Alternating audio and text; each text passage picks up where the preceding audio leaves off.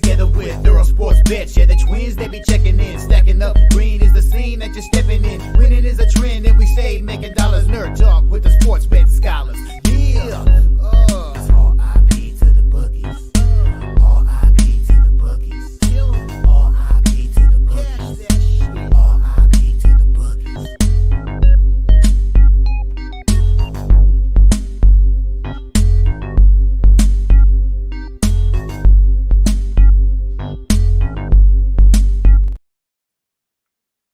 Paul Blackburn's a Met.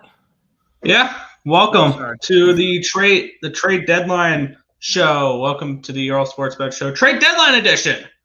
And I'm going to have to type up a whole banner for what moves have been made so far. So we're going to have those scrolling across the screen. But we've had plenty go on today so far. Just off the rip here, let's just go through it here. We just got seconds before we went live. Paul Blackburn to the New York Mets. We got Paul DeYoung is a Kansas City Royal. Andrew Chafin to the Rangers.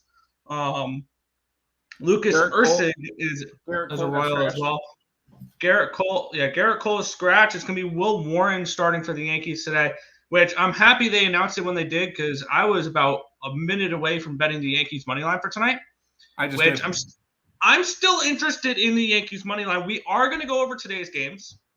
We are going to do that here. But we just decided to like combine everything, talking over the games and the trades going on right now. So we have a little bit more information to bet with on trade deadline day. I think that was pretty fair.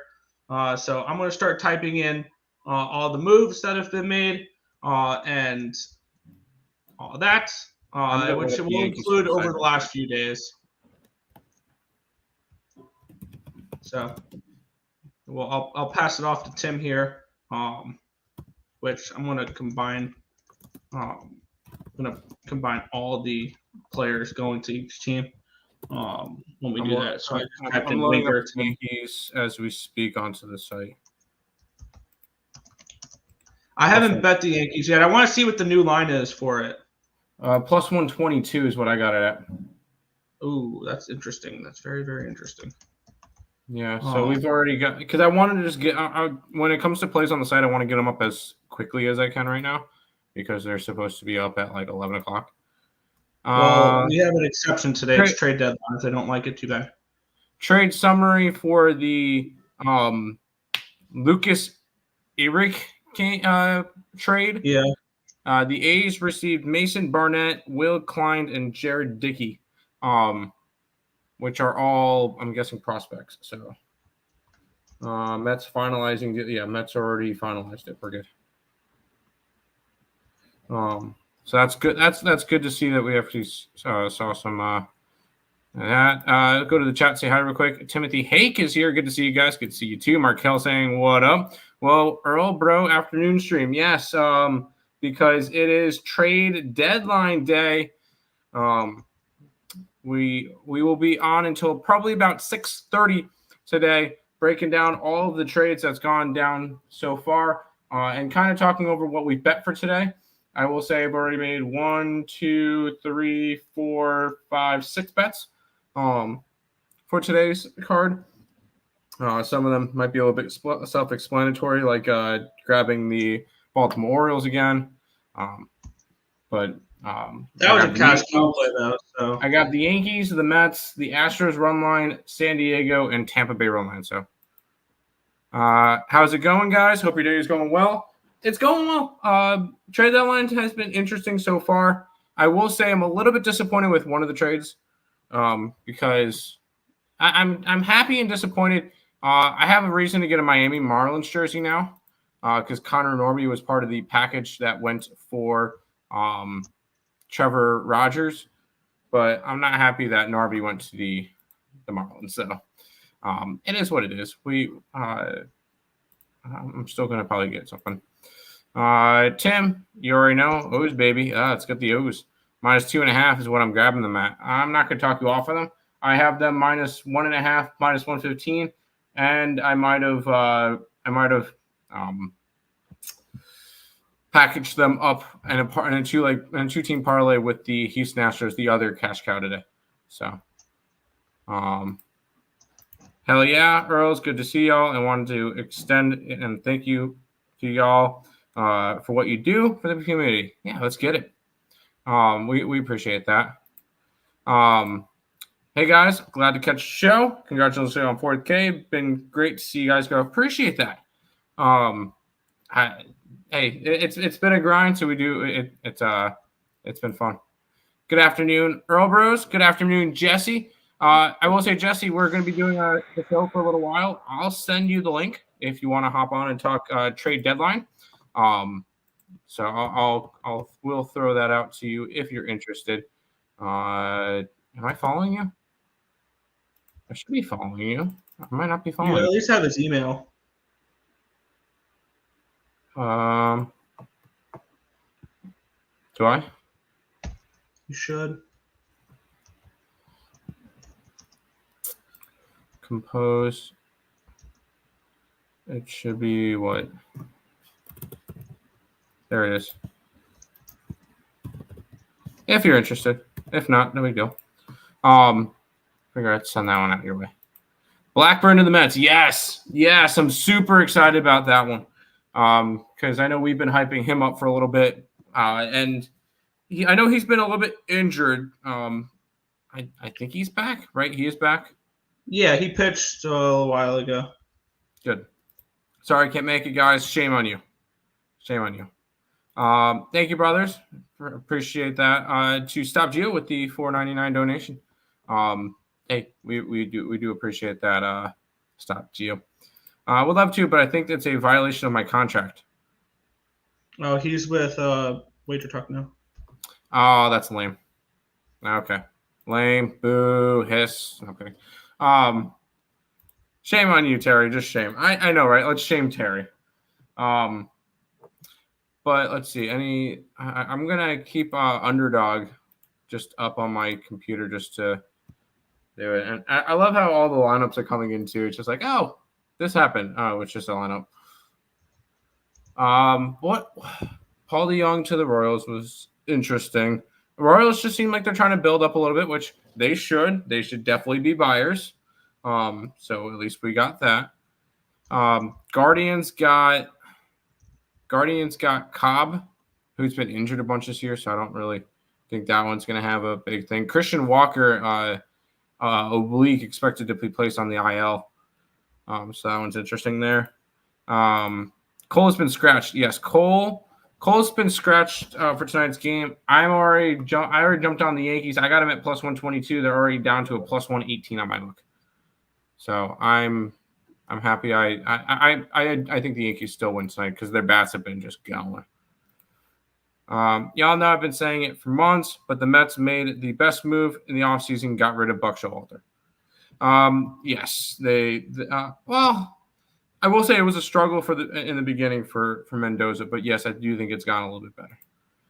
Will Warren's will start for the Yankees. Yes, Will Warren will start. I am still very interested in the Yankees. I would like to see how that market moves a little bit. I'm already on them. I didn't wait for a market movement. I know, because when I first looked at it, it still has them at like a pick'em price. Now, so, yeah, because now it's Aaron Nola versus Will Warren, and the Phillies are only minus 140 at home. What was that? Oh, I was looking at the card, Nick. I want to add at least 2 plays. One of the ones I was looking at. I want to grab Seattle. That was one game I wanted to talk. I was definitely looking to talk over because I had the Red Sox circled. With James Paxton making his Red Sox debut? Mm-hmm. Or resurgence against a former team, yeah. Yeah, you say former team, but the last time he pitched for 21. He pitched one game for them in 21. 2018 was the last time he really pitched for him. So, where are you seeing plus 120 for the Yankees? Oh, there we go. Now we're starting. I got 122 on Bovada. Yeah, and then I was also looking at Kansas City because I'm going to end up betting Kansas City. Run line -115 as well. That's just going to be a play today. I want to fade the White Sox again. The Yankees have won their last 9 as road dogs, and I was thinking about Yanks first 5 team total. I really want to fade Nola. It's not really. I'm going to move on the Yankees here. I'm adding the Yankees to my card. Yeah, I like the Yankees. Yeah. So far, by the way, I did bet a couple things before the show. I have the Orioles -1.5, -105. I have Tampa Bay -1 at -116. The Astros run line. I did the free pick on the Rockies last night. I got them +115 with Cal Quantrill. And then the Padres +120. And then I took the Cardinals at +102. I know scary Lance Lynn versus Max Scherzer, but I like the matchup here for the Cardinals. I am willing to sacrifice at the +102 price tag the starting pitching advantage with the bullpen and the hitting edge. So I am on the Cardinals there as well. I was looking heavy into the Minnesota Twins as well. They were a team that really interests me tonight. I just don't know what to expect from David Festa. Which was ultimately a pitcher that he's still young. This is, I believe, his rookie year. I don't even see a line for this Phillies game on Fanatics yet. Okay. Well, I got to wait for them to I'm already on the Mets. Yeah. I jumped on the Mets tonight. Had Yanks +105 last night. Guess I'm letting it ride. I was on the wrong side last night. That's for sure. Yeah, the Yankees were one of my favorite plays yesterday. I'm just not betting against the Yankees right now. I'm not going to do it. Garrett Cole was zero body fatigue. Yeah, he's old.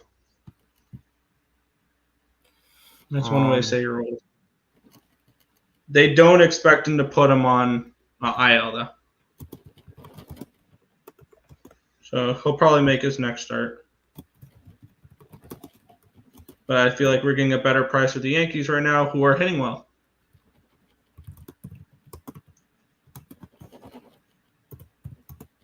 Yeah, I'm getting +120 over on ESPN Bet. I'm going to add the Yankees. Full game money line.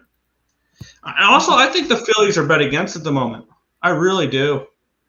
And that was also what got me on the Yankees a little bit there too. Yesterday was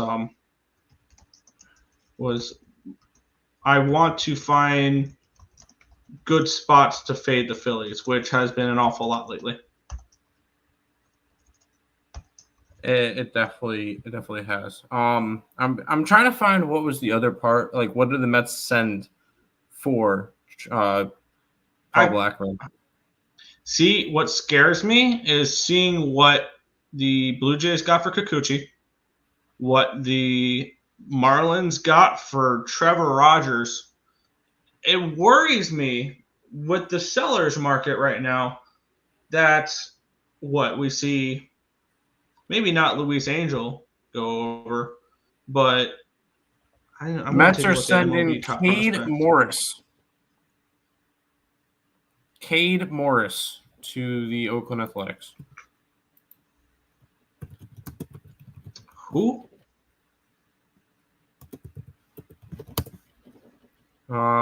Cade Morris was in high single A. He is a pitcher this year who had a 3.51 ERA in 16 starts, 18 games, 92 innings, 95 strikeouts, 1.21 WHIP. He was the third-round pick, 101 overall out of Nevada. He was expected up in 2026. He was the Mets' 25th rated prospect. They gave up their 25th rated prospect for Paul Blackburn. I love the deal. Yeah. Love it. That makes it seem, because you were talking about, that's going to be a high price. I didn't think he was going to be a high price. I did not think so. Well, here's the thing is, I've seen what other pitchers have gotten in this market. Yeah. That's what worried me. Hey, real quick. Pete Alonso over 1.5 hits, runs, RBIs, tailing Terry, and Jeff McNeil over bases. Here's what I'm gonna do. I'm gonna have a little bit of fun with this. I'm gonna build that. We're gonna do. I'm gonna put the Mets to win as well. You said runs, hits, RBIs. Hits, runs, RBIs. I can only do runs and RBIs. Here's what I'm going to do total bases for it. Where's total bases? At least. And we're going to go ahead and grab, you said Alonso and McNeil. McNeil plus 120 for at least is over 1.5. And Alonso's plus 118. That's plus 600 on that one. I'll throw a couple bucks at it. That's right.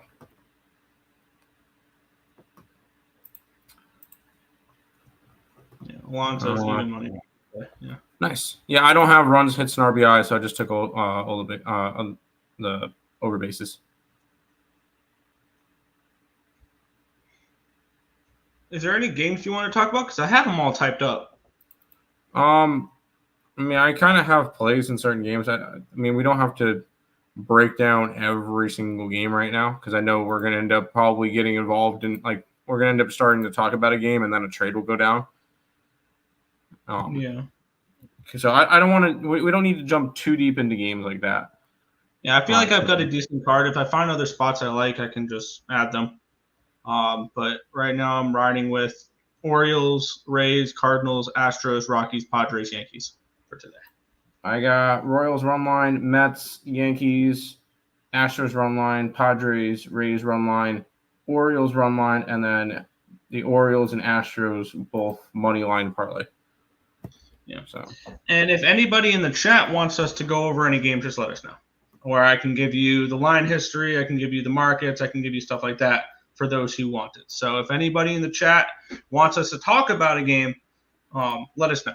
That's all you gotta do is let us know, and we will break down games if you guys want to hear specific games. Call me crazy, but I like Braves and A's money line parlay. That A's game. 440. I don't know who's pitching for the Braves today. No, the Brewers today. I have no idea who's pitching for the Brewers today. Bryce Edler on the other side. I don't know. So that one was one I didn't really have too much to go off of. Who does Oakland got today?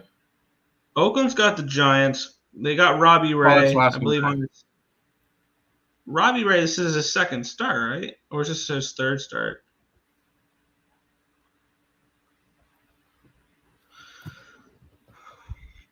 Is this Robbie Ray's third start? I think so, because he has a 1.8 ERA.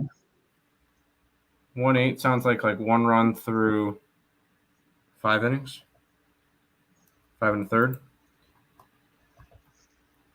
Robbie Ray is pitched 5 innings, 1 run against the Dodgers. That's it. He gave up one earned runs, no hits, 2 walks, 5 strikeouts, and 8 innings pitched.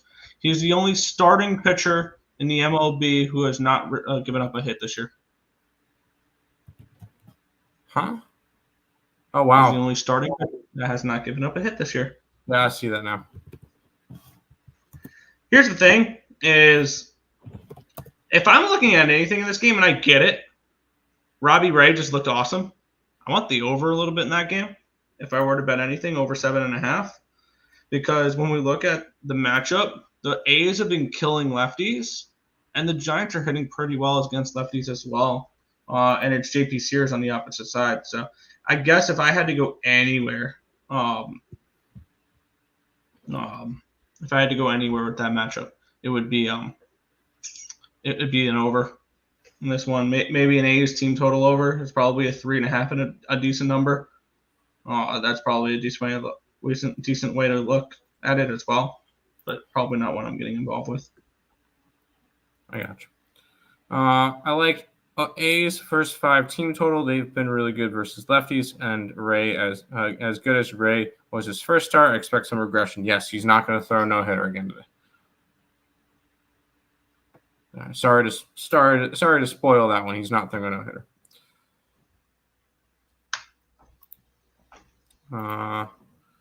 Let's see, any more trades? No, nothing going on right now.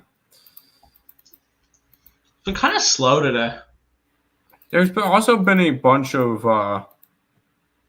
stuff throughout the time, so we don't expect a lot today, but there's still a bunch of players that we need to figure out where they're going.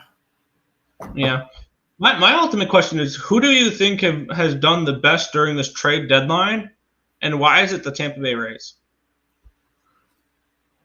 Tampa Bay normally does pretty well. And here's the thing, even though it looks like they're selling, are they really getting that much worse? No. I mean, for the futures. Because, I mean, you can bring up some of your top prospects to replace the players you've traded. And like I like the Morel deal for them. They got a couple prospects out of it as well. And I think Morel could be what Paredes is by next year type of thing. To where I think that's a good move for the Rays was that Morel trade as well. Am I onto something? For Braves at Oakland? I don't know. You could be. Could be. Could be.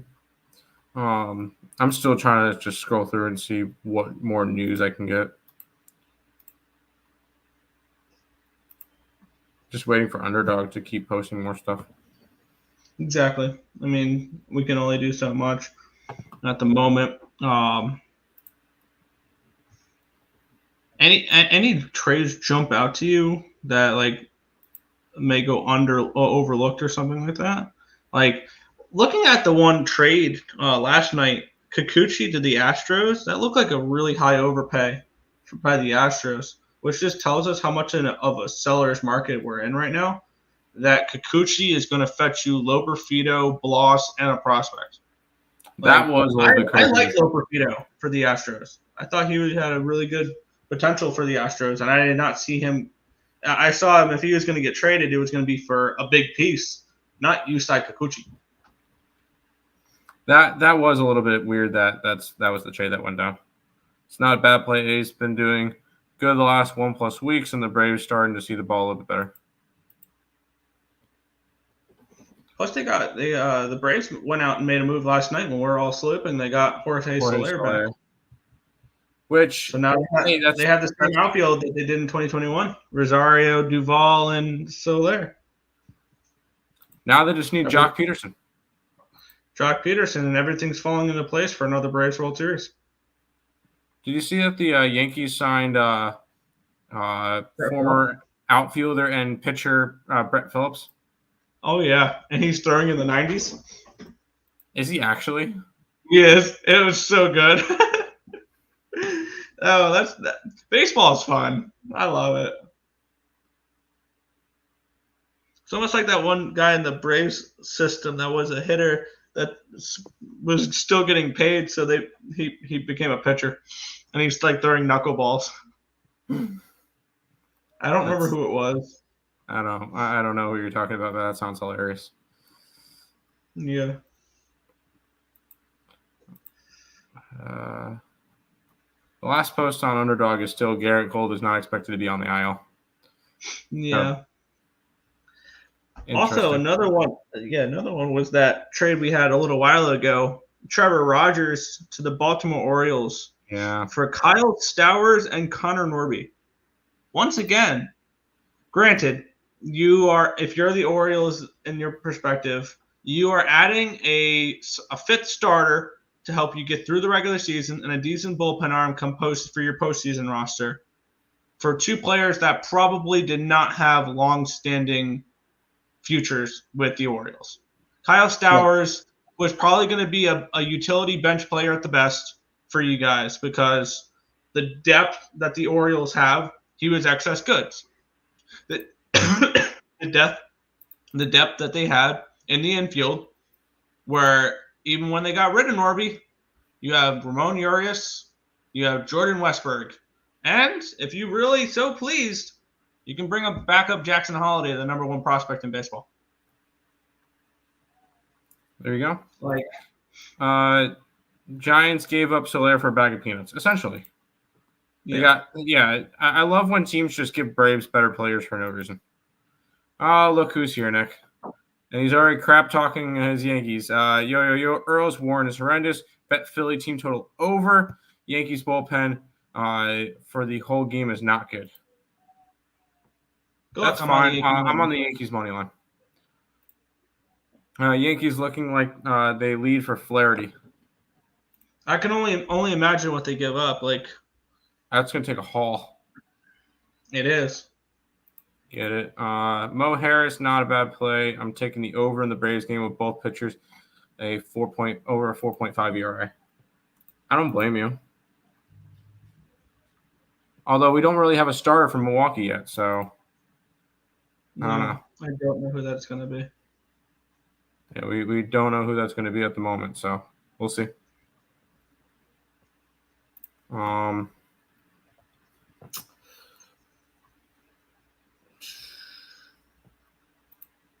Anything new? Give me something new. Yeah. It's been slow lately, so we'll see. It should pick up. There's an hour and 33 minutes up. Trevor Rogers to be traded to the Twins. Trevor Richards to the Twins. Okay. Trevor Richards to the Twins. Bullpen piece from Toronto. Wonder what the return for that will be. Probably a couple mid prospects at that. But you never know. We saw what Jason Adam got. So yeah. Mets Lowell Blackburn. I don't know what's funny about it. They gave up their 25th best prospect for him, and he's been pretty solid this year when he's healthy. So I don't understand what's so bad about Blackburn. Thanks, bro. Anyone like the over 8.5 in the Mets game? I'm going to personally stay off the over in the Mets game just because we just saw 17 runs in that game last night. I feel like I've seen everybody on that over too. Kind of gives me interest in the under. Not going to bet it. But I feel like a first 5 under is worth a look because everybody's going to see Minaya and Festa and think this game soars over the total. Yeah. I have Ross and Elder. Okay. Oh, Ross? Oh, good God. The Braves may tee up on him. Interesting. I'm probably still not going to go crazy with that game. I feel no real reason to. Yeah. I think the only spots that I have not bet yet that I was maybe looking to add was the Red Sox, and that was it. Like, that was the only game that had any real appeal to me. Red Sox and the Nationals had a little bit of an appeal to me as well. Red Sox and Nationals. Red Sox and Nationals are the two that are on my cutting. Patrick Corbin, Nick. Yeah, I'm well aware who it is. Well aware. Okay, at least you know who it is. So no, I'm not touching Washington. And what was the other one you were interested in? Boston. I was kind of leaning the opposite way. I just don't trust Big Maple. Ooh, we got a big move.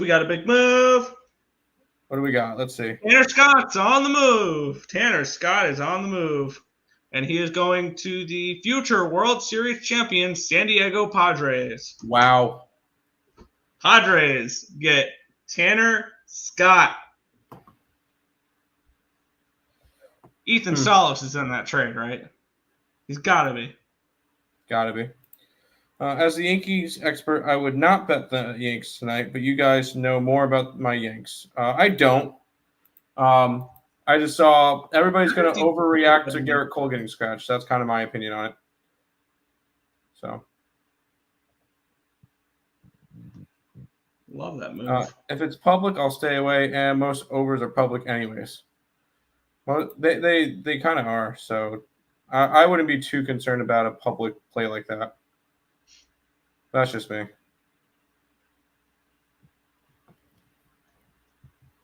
But Tanner Scott, I'm curious to see what's going back for him. That'll make a big difference. Yeah, I'm gonna see real quick the top prospects because I think Tanner Scott's gonna be more expensive than you think. I'm gonna say it's gonna be like Robbie Snelling, maybe Adam Mazur and Graham Pauley. Maybe Ethan Salas is in there. They're going to give up a haul for him for sure. Oh, he's going to be good. And that's your closer for the Padres, right? That's got to be. Yeah, I think it does. Yeah. Now that's a major move. Scott is yes. That's going to be that should be a really good move for the Padres. They probably had the big enough haul. Wanted Yanks to get him. You want the Yanks to get everybody, so it's not. Yeah. But by the way, this is probably a good time because I wasn't on the show yesterday to mention that after Sunday's show? After Sunday's show, I grabbed 16-1, 35-1 Padres National League and World Series. I finally put my money where my mouth is. I've been talking about the Padres for a while. I put my money where my mouth is. The Padres National League 16-1, World Series 35-1. Half unit each.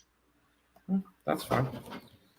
What do you guys think about the over the Royals White Sox game? I won't talk you off of it. I want the Royals to score as many runs as possible. I was kind of interested in that. It's gone from an 8.5 to a 9. Glad I got Salas autographed 5 times. If he gets traded, if he did get traded, I don't know if he did. Yeah. We don't know. So, breaking news sound effect. Yeah. Do we have that one still? Yeah, we do.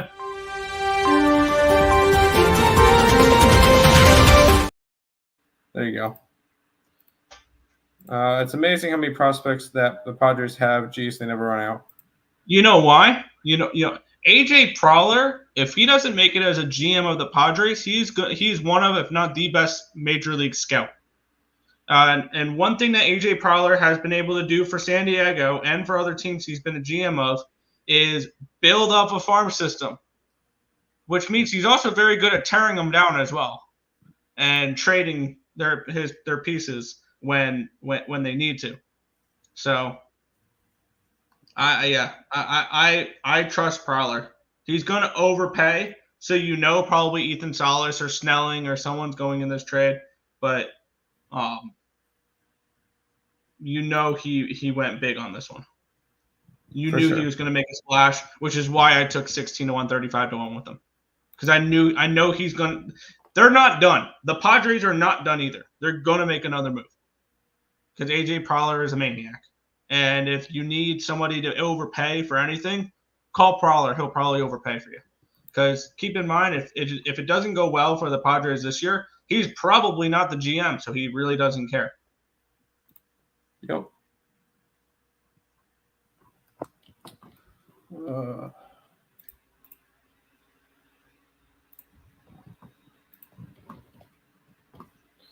Kind of just, I want some more news. Earle knowing the Padres GM is impressive. Props. Mm-hmm.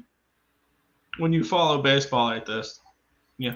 And I have like 4 different podcasts I listen to keep up on all the little things. I'm listening to a prospect podcast as well, kind of talking about minor league stuff and things along those lines, just to keep with it.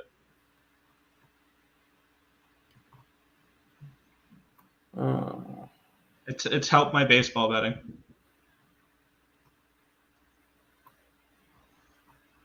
By the way, shout out to the Guardians. Robbie Snelling to be traded to the Marlins as part of the Tanner Scott deal. So Snelling? Yeah, Snelling, which is their number 2 overall prospect. Honestly, I trade Salas. I'm not as high on Salas as a lot of people are. Granted, he's, I believe, in single A now at 19 years old. Not in the double A at 19 years old, I want to say. And, I mean, he's gone off to a slow start, but he's with high A. He's in the high A. Feel old. Kid was born on June 1st, 2006. He's playing Oh. professional baseball. Huh? That 2006. He's in the majors. Oh, you good? Yeah. All right, there you go. Robbie Snelling's a left-handed pitcher. He's currently in Double-A. So far this season in Double-A, he's 2-8 with a 6.01 ERA. He's struggled since coming to San Antonio, the Missions. In high A ball, he had a 4-2 record last year. 2.34 ERA and 34 and 2/3 innings pitched. He had a 5-1 record, 1.57 ERA in high A or in A ball, not high A ball. So. Do the Rays even have enough players to field a? Yeah, they have plenty. They have it, and they have it in spades. Here we go. Yeah. It is Tanner Scott and Brian Hoeing to the Padres in exchange for Robbie Snelling, Adam Major, Graham Pauley, and Ray Bashirs or Jay Bashirs. That's a haul. And they threw Hoeing in there probably for Bashirs. But like I said, they got the Padres 2. They got the Padres 4 and 5 in that trade. Hey, Marlins are going to be getting 2 years. Snelling, Major, Pauley. The Miami Marlins are rebuilding the correct way right now. That is correct. And they wanted younger talent. That's exactly what the Padres had. Because Major is Major League ready, or he pitched this year in the Major Leagues. Maybe not 100% Major League ready yet. He struggled. Snelling will be up in 2025 next year, and Pauley will be up next year. So they got potential prospects coming up next year that could be pretty good. There you go. Yeah, we just knew they weren't going to be good this year. So that's an absolute haul for the Padres there, giving up your 4, your 5. And here's the thing. I love that move because that only solidifies the Padres bullpen even more. Also, they still have Ethan Salas if they want to make a big splash. And DeVries, who is their 1 and their 3. If they want to continue and truly push all their chips in the middle and go all in, there you go. They still have their 1 and their 3. Yeah. That's good that they still have all that stuff. So. Yeah. Still nothing with this. I've seen them all play. There you go. That'd be fun to see them play. Admit the Mets half-assed it. I did not expect the Mets to go out and go crazy because we've never seen that from David Stearns. With Milwaukee, he never went out and made the splashy move. I did not expect the Mets to do much. I'm happy with the Blackburn edition. I am happy with the Winker edition. It's still a bridge year for the New York Mets. This is still a transition year. Next year is when they'll go all in, and they'll compete legitimately. They might make a wild card spot this year, maybe, but I don't see them doing it there. You can't win a playoff series with Manaea, Quintana, and Seve. I said they were going to win a playoff series. Did I ever say the Mets were winning a playoff series? No. They're a wild card team at best, and they probably lose to the Brewers. They might give the Brewers a little bit of a run. But no, I don't have high expectations for the Mets. I don't. I just hope they get a wild card spot. I just want to see them in postseason play. That's it. Anything out after that's bonus. But give me the 6th seed. I don't care because we've seen the 6th seed make runs. But am I excited for? Luis Severino being your 1? And it would probably be Severino, Blackburn, Senga. Senga should be back for the postseason if the Mets were to make it. I'm not. I wouldn't be too confident in that, but that's just me though. Because they just said out the rest of the regular season. Yeah, but still, that's not a big sign of confidence. No. And I think Paul Blackburn has a big impact on the rotation. I think he'll be a good 5 and 6 inning guy. He's not gonna be untouchable. Yeah, no, I that's what I was saying. Senga, we're not going to see Senga. I don't think we see Senga. Most likely not. But they said the rest of the regular season. They never said if the Mets make the postseason that he's out for that as well. Granted, he's pitched one time this year, so. Yeah, I at this point, I'm not even worried about him because and Blackburn was Senga's replacement for right now. Because he got hurt, the Mets probably weren't in the market for a starting pitcher. No. The fact that they got Blackburn, I'm happy with. Like they actually made a move and did it. So, and they gave up nothing for him. So you're buying super low on Blackburn. So it's not like it's, oh man, we gave up a shit ton for Blackburn. We gave up the 25th rated prospect in a system that's decent. It's up and coming. Yeah, I'm not overly concerned about it. I know Mr. Numbers wants to try to get under us, but it's not really. I don't have high expectations for the Mets this year. I'll be happy with the playoff appearance. I don't need anything more than that. Anything more than that's house money. It's not like we're a team that we're World Series or bust this year, because it's not true. There's a reason why I'm holding World Series tickets for teams not named the New York Mets. Because at the end of the season, if we get San Diego and Houston, I will probably be the happiest man in baseball because I have futures on both sides. That's what I'm hoping for. I won't be happy with that, but. And I would be thrilled if San Diego won that one. I put out that post, and Moose Money even mentioned that if those bets were to cash, he's going to fly to me, and we're going to pop bottles together. Oh yeah, there you go. They're just an interesting team, the Padres. I like this Padres team, and they have a statement series coming up against the Dodgers here, and I bet them tonight against the Dodgers. I think they can beat the Dodgers in the playoff series. You bet against the Dodgers every day. I know. Okay. So it's not nothing special that you bet on them. No. But I love that bullpen for San Diego. Mets are also getting a reliever, Tyler Zuber from the Rays. From the Rays. Bullpen help, all right. Yay, bullpen help. Yeah, you'll take any bullpen help you can get. To be, yeah, honestly, for sure.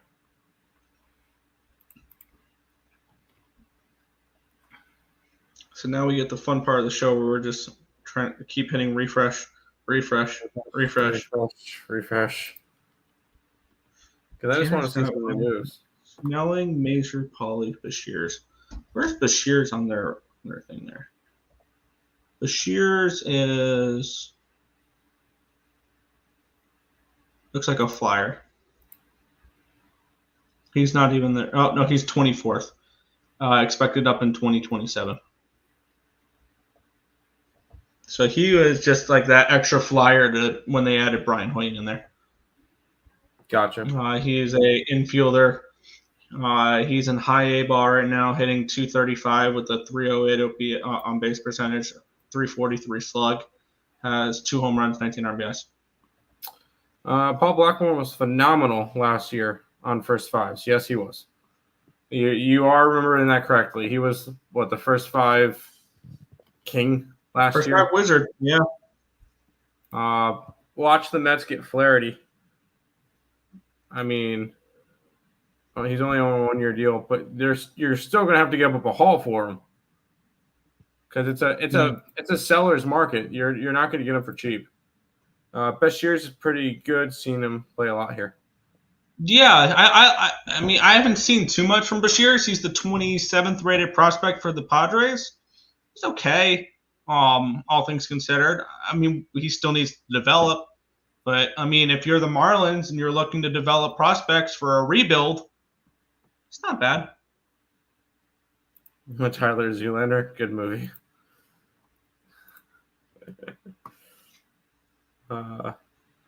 Still waiting for more moves to be made.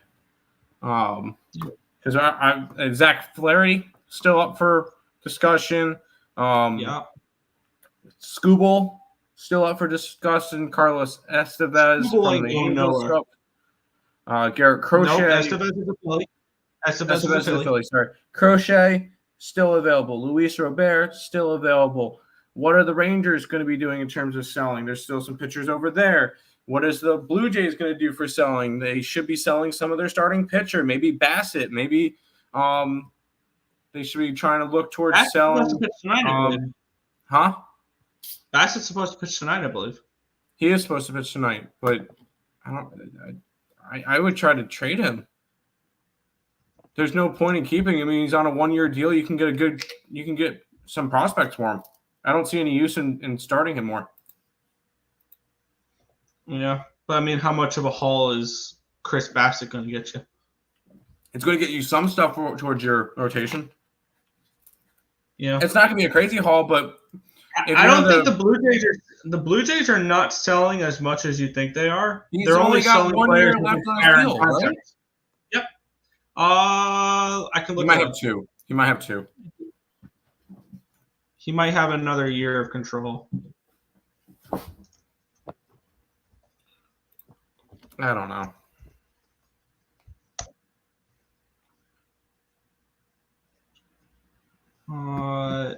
Signed through 2025, so he has another year of control. So they're probably not trading him because the Blue Jays are delusional, thinking they're going to compete next year. What are you doing differently this year or next year than this year? Like Bichette's another year older. Bassett's another year older. I mean, Gosman's another year older. Trade them. You're not doing anything this year. This Blue Jays team is stupid. They just are. And their farm system is not the greatest either. Like, their farm system sucks. I'm waiting for them to put the draft picks into the top 100, because I think when they reset the top 100 for the prospects here, I think Trey Savage is going to be their top prospect. Could be. And their number 2 prospect has been suspended for PEDs. Yes. The Blue Jays. Mm-hmm. And I think I saw somewhere that they're – well, I think now that's wrong because we've seen get traded. We saw the Padres prospects get traded there, but I don't think we've seen many top 100 prospects traded during this deadline. We just saw Snelling, who's the 44th overall prospect. And then really not too much other than that. Which, are you surprised? Padres. No, because there's not really that type of talent here. And the Padres. It's not like a crazy trade deadline that's going to make a big changes. I mean, there's some players. And really, when you look at it, and when you look at it, that Padres trade, Snelling was the only top 100 prospect they traded out of there. So it's actually Adam Mazur was not a top 100 prospect. So they traded one top 100 prospect, and I think that's the only top 100 prospect that's been traded so far was Snelling. Which makes sense. You're not going to try to trade a bunch of top 100 prospects for this class of because there's really nobody worth it right now other than what? Who is worth top 100 prospects? Obviously, Tanner Scott was. They got the Crochet absolutely is. Robert Jack Flaherty absolutely is. Jack Flaherty is not, and it's only because there's not a contract to go with it. And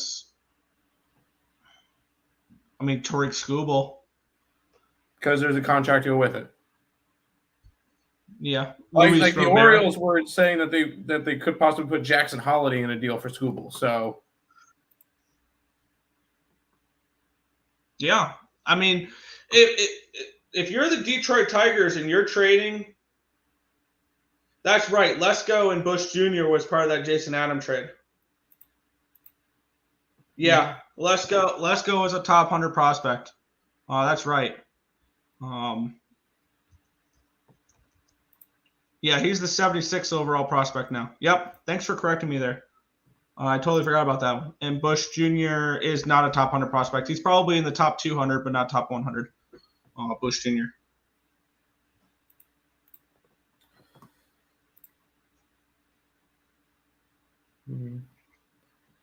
Still like nothing going on right now. There's going to be moves because we got an hour and 8 minutes until the deadline ends. Until the last hour is when it gets interesting. That's for sure.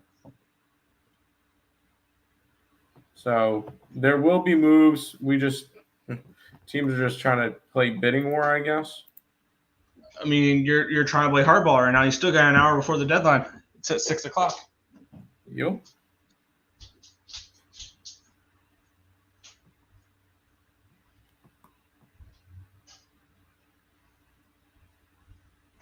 Oh, Nicholas.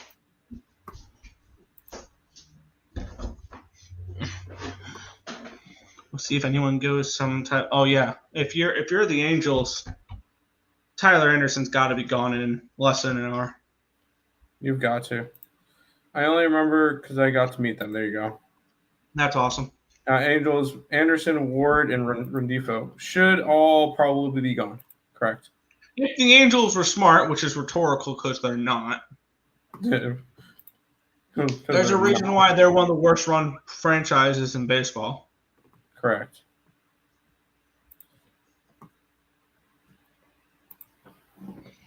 I like that stuff, Gio. Hunter Brown to record the win at plus 115. I got the plus 110 on the run line with the Astros. I like the Astros run line. Mm-hmm. Yeah, Astros are a cash cow. So. Yep, the Astros are a cash cow, and so are the Orioles. So maybe a money line parlay if you're so inclined, but I don't parlay. I did that. So. Jackson Profar over bases. From Terry. I'm not going to say no to that. Terry's been hot with his props until I bet him and they all lose. Yeah. Profar's been awesome. Profar's been crazy this year. Like that's the story of Profar has been really interesting to see this year. Because he was a top prospect not too long ago. He was. And then he kind of had a big decline, and then he's back on the up. So that's having him play the way he is one of the reasons why the Padres are in a spot. For sure. He's been great. The Padres are going to be a fun team. They are because keep in mind, they're doing this. They're in a playoff spot right now. They're playing really well right now without Tatis, without Darvish, without Musgrove. Like Manny Machado hasn't been great. Who? Manny Machado hasn't been good either. He's been okay, but he's not been the Manny that we all know. No.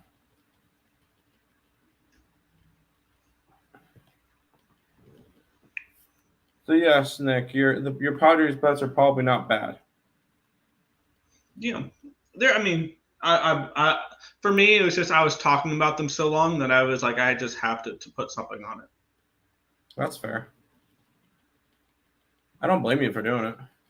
Because this was a team I said coming into the year that I expect positive regression from because last year they were one of the better run differentials.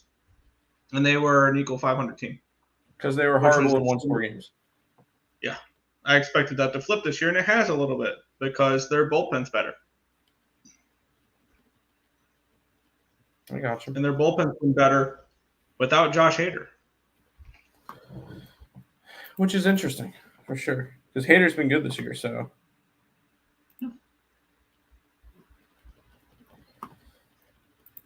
And it is interesting to try to see what's okay. Man, I get excited. Oh, there's a new new alert for for underdog, and it's a lineup. Yep. Kind of disappointing. The Brewers have announced their lineup. Cool. I don't care. Show me trades. Show me Trades. Show me trades. I want the trades. I don't care about the stupid lineups. For a game that the line's probably extremely raw because they just announced Joe Ross is the pitcher. Like, yeah, it's not a game I have any interest in betting. No.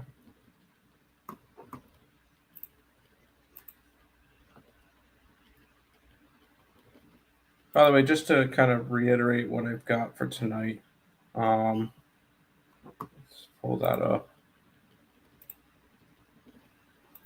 because I know there's still people in the chat. All right. You're being stupid, Bavada. Thank you. Oh, that's right. I have to log out and log back into Bavada. Or not. Can I please log in? Yeah. The plays I'm looking at that are on like the cutting room floor right now are the Red Sox and the Twins.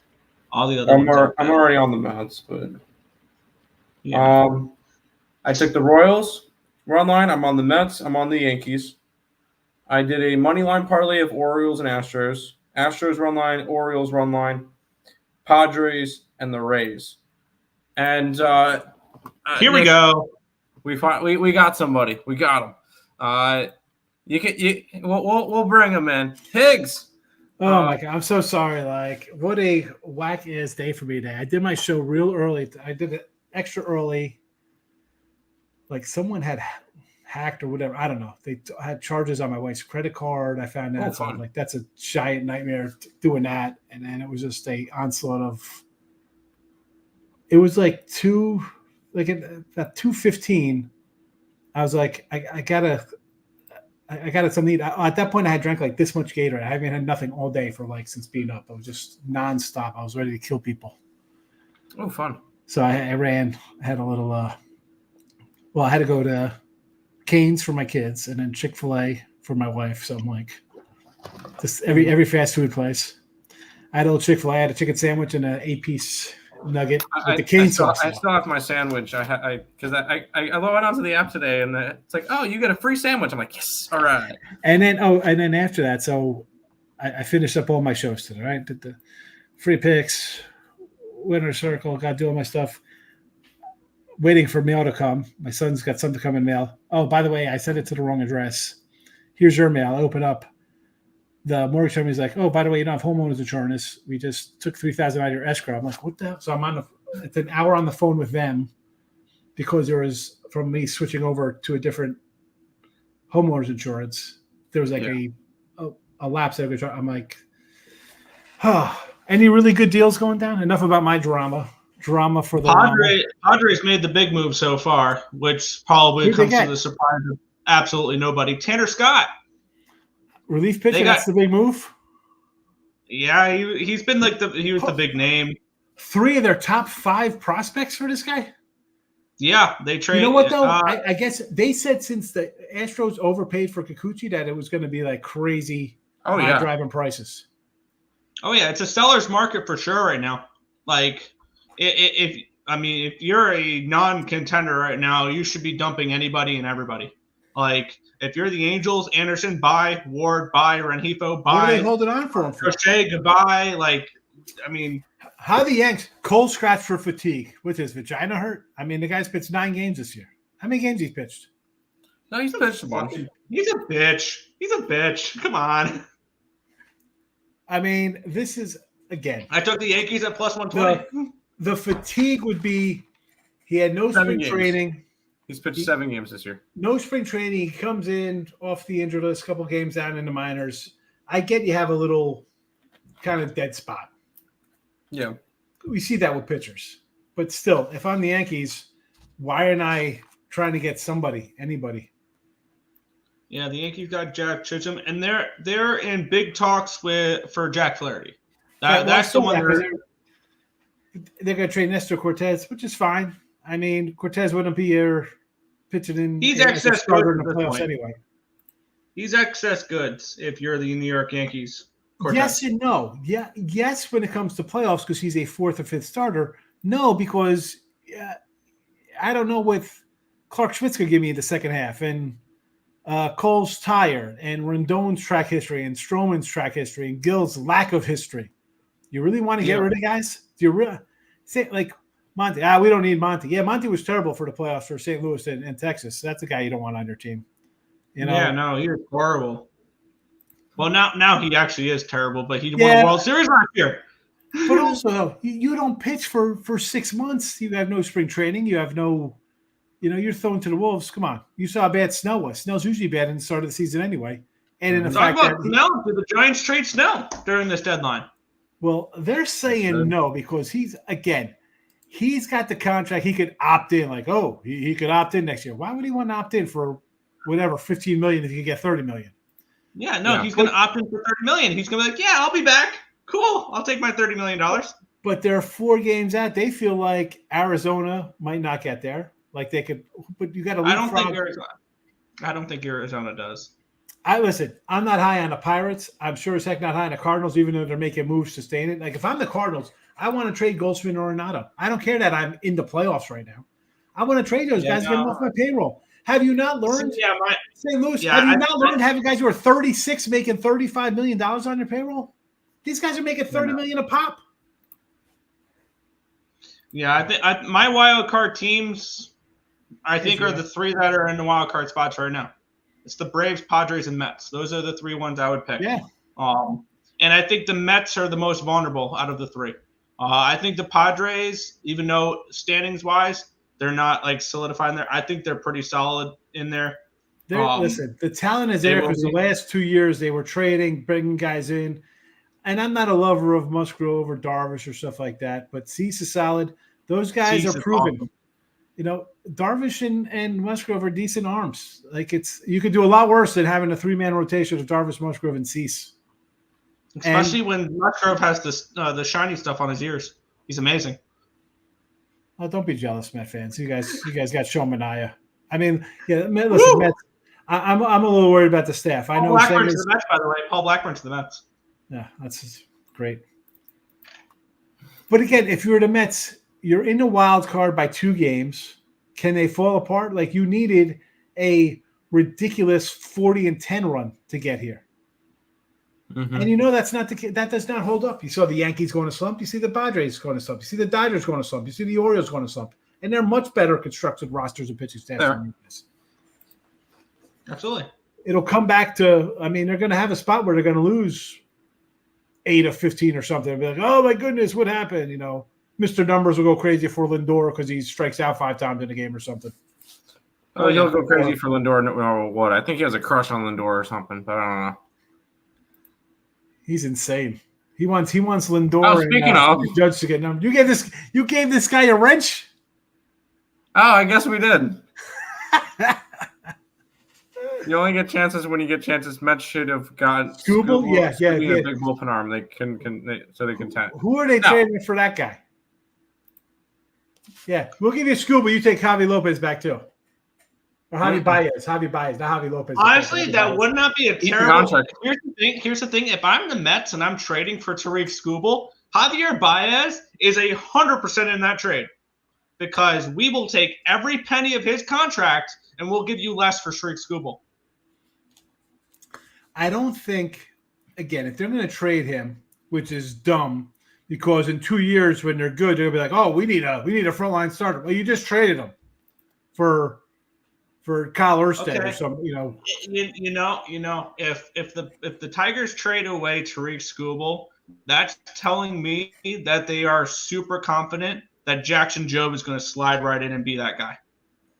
What did you want, both guys? Why? We've been down this road with the Tigers. Casey Mize, Matt Manning, Spencer Turnbull, these Skubal. How many young guys have come up in here and have fallen apart? Why are we getting? You need bats. If the Tigers have averaged 3 runs a game this year, they're a playoff team.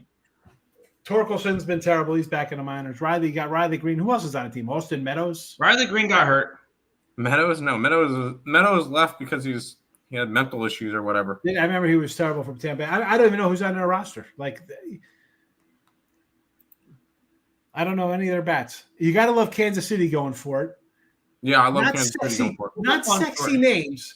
They're Doesn't not have to be. Matt Lorenzen, but they're getting pieces around. Like, hey, we need a little extra couple arms in the bullpen. Let's get them. We needed a little extra pop off the bench. We got a guy with 18 home runs. Even got Hunter Harvey as like a bullpen piece. That's not bad. Oh, they got somebody else today too. They got Urseg as well. Yeah, Urseg. They got DeYoung, who has 18 homers. I like that DeYoung pickup. I saw him as a sneaky pickup from somebody. Lane Thomas, Cleveland.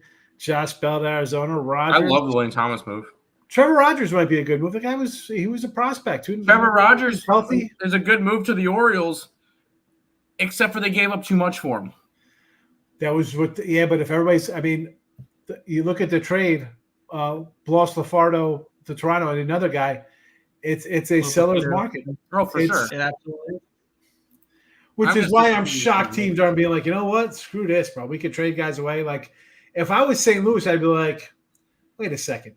We got Lynn, Gray, Nolan Gorman. I would trade away any kind of piece I can. You could just talk about replenishing the farm system and having basically guys major league ready to go. You'd be in a good boat there. Yeah. No? Yeah. Absolutely. What does the wrench mean? I don't know. It means you're some kind of powerhouse. It means you're a tool. It means you're a tool. No, I'm kidding. You're a moderator. Yeah, it's Higgies. Lindor is overrated. No, he's not. No, I still don't think. No, he's not overrated. I'm not gonna suck up. I don't think he's overrated. I think he's. He's overrated because he makes $35 million and he's finally having a good year after 5 years. Here's the thing, though. You look at his advanced analytics. He's underpaid. You look at his WAR. You look at like the analytics season that tell you how much he's. No, previous years as well. Really? Yeah, if you look at his WAR, you look at the numbers that teams use to quantify how valuable a player is, Lindor is underpaid. It's crazy because Jason Hayward's the same WAR as like Barry Bonds. So, that kind of just goes out my window when you compare players. You ever see some of these WAR comparisons? Joey Gallo and Aaron Judge are the same guy. You making that deal straight up? No, never. Where come did on. you see that? Garrett Cole had the same – he had a lesser WAR than Alex Cobb when he was on the Royals. Somebody on the Royals had a year, and Cole won a Cy Young, and Cole was worse WAR-wise than this guy on Kansas City. Huh. I love the warmonger on Twitter. He puts up the comparisons of guys. You lose your mind you see these WAR numbers. Jason Hayward's a first-ballot Hall of Famer with WAR. The guys that played a full season in 7 years. He's WAR. To Piggies, eyeing this Rangers -1 plus 108 ticket.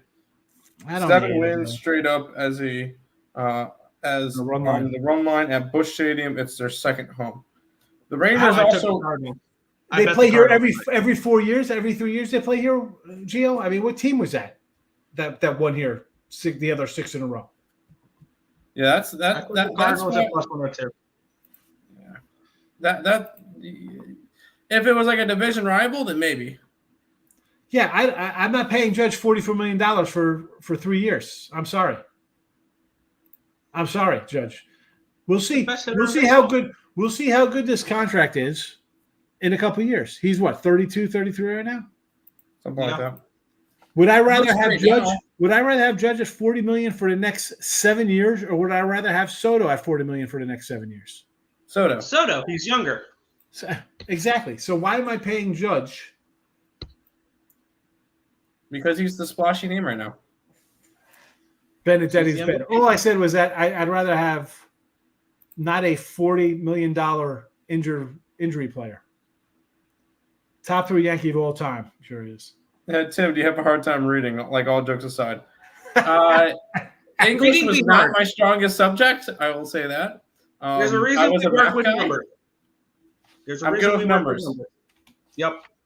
I'm not good with words. Top 3 Yankee all time. Judge? Hell out of here. Shut up, dude. He's barely top 3 on his own team right now. One thing I will say is Judge is way better than overrated Derek Jeter. Derek Jeter, 300 slap hitter. The guy's Omar Vizquel. Derek Jeter was never the best. He wasn't even the best shortstop at his own team for 10 years when A-Rod was there. I mean, unbelievable. Top 3 Yankee all time. Derek Jeter is only referred to as highly is because he was a New York Yankee. He's the only reason why. He's Rusty Greer on the Texas Rangers. He's not even Rusty Greer because you can't even hit homers like Rusty Greer. Like if he spent his entire career in Kansas City instead of New York, how are we talking about Derek Jeter right now? We probably wouldn't be, because he would maybe be like an Ichiro. Maybe we'd be talking about like that. I think that's insulting to Ichiro. Here we go. Ready for a nice? Everybody, you guys are your war stat guys. You like the war? Who's better? Dante Bichette, 274 homers, 1,100 RBIs, 299 batting average, or Taylor Wells, 17 homers, 88 RBIs career. Okay, Taylor Wells, 6.4 over Bichette's 5.7. Okay. What about his defensive numbers? His defense factors in as well. Okay, you're taking a guy over the same. Well, the games are a little different. One has 400 games, the other guy has 1,700 games. You're taking a 400-game career of a guy with a 186 batting average to a guy career 300 hitter who averaged 30 home runs a year. How about this one? How about this one? For a season, Bryson Scott, right? This year, 6 homers, 238 batting average, 90 games. Ryan Howard, 48 homers, 146 ribbies. Identical 1.8 WARs. No, that makes sense. You're taking Bryson Scott over MVP. He was the MVP that year, and he had a 1.8 WAR. And Ryan Howard was overrated. Again, we only look at the offensive numbers here. Defense is a part of it as well. Ryan Howard was a defensive liability at first base. He allowed 146 runs. He knocked in 146 runs. He gave up 200 runs at first base. Real quick, Brian De La Cruz to the Pirates. De La Cruz from Miami? De La Cruz to the Pirates. Wow, that's a nice pickup. I like that. They needed a bat, and they got one. He's one of the reasons why I like Florida this year. We can go back to our early game, and you guys were anti-Florida. I said, what are you talking about? I got De La Cruz, I got Berger, I got Araz, I got Solar. I got a nice lineup, and all these good young pitchers, right? I'm like Cabrera, Yuri Perez, Rogers, all these young arms. I remember saying in the beginning of the season that if I were to bet one season win total, it was the Marlins under. That was my number one favorite one. I was like, no way, man. This team's going to surprise. Yeah. It was. Oh, they did. They definitely surprised everybody. Over. Those are like my top 4. By the way, let's see real quick. The Marlins this year have played. They're 39-60, so for 106 games. So far, we faded them on the site after today 107 times. we have bet against the Marlins in every single game that they've played. Very profitable. Very profitable. And then whenever they but I will say whenever they lose a game, we always get shit from missed numbers. Whenever the fade doesn't work, we always get shit. And I think it's hilarious. You guys are so clueless when you talk about the Yankees. Stop it. Who's that? That's got to be nice 19-year-old Mr. Numbers talking. Ruth, Mo, Rivera, Mantle, Judge. Okay. 100% Mr. Numbers is under 24 years old. Not a doubt in my mind. Here's the thing. And Mr. Numbers, please, can you let us know how old you are? Because I think you're like 70 years old. Because the only stat that matters. 70. Oh, 70. I think he's up towards retirement age, because literally the only stat he uses to judge hitters is their batting average. It doesn't matter if they hit 400 home runs and 1,000 RBIs in the season. If they're hitting 250, they're no good. Which, Yeah, by the way, I still think he's a young guy. I see him shit on Lindor all the time. He's only hitting this batting average. I looked it up the other day. Lindor's batting average is above league average. He's shitting on league average is what, 245 now? 250 this year. Yeah. Is it that high? I didn't think it would be that high. It's one of the lowest in Major League since history, 1920. Yes. Hitting is down all around the league average. But here's the crazy part with that is, and I was talking about that with Doug and Chip. I'm like, how the hell, for as bad as pitching staffs are, right? I mean, they're all Cookie Carrasco out here for the Indians once every 5 days. The guy's got a 5-something ERA. How many teams have 3 or more starters with 4+ or even higher ERAs, right? Just bad pitchers. And then you look at up and down lineups. I mean, the Yankees, Seattle. I mean, these aren't garbage teams this isn't the A's.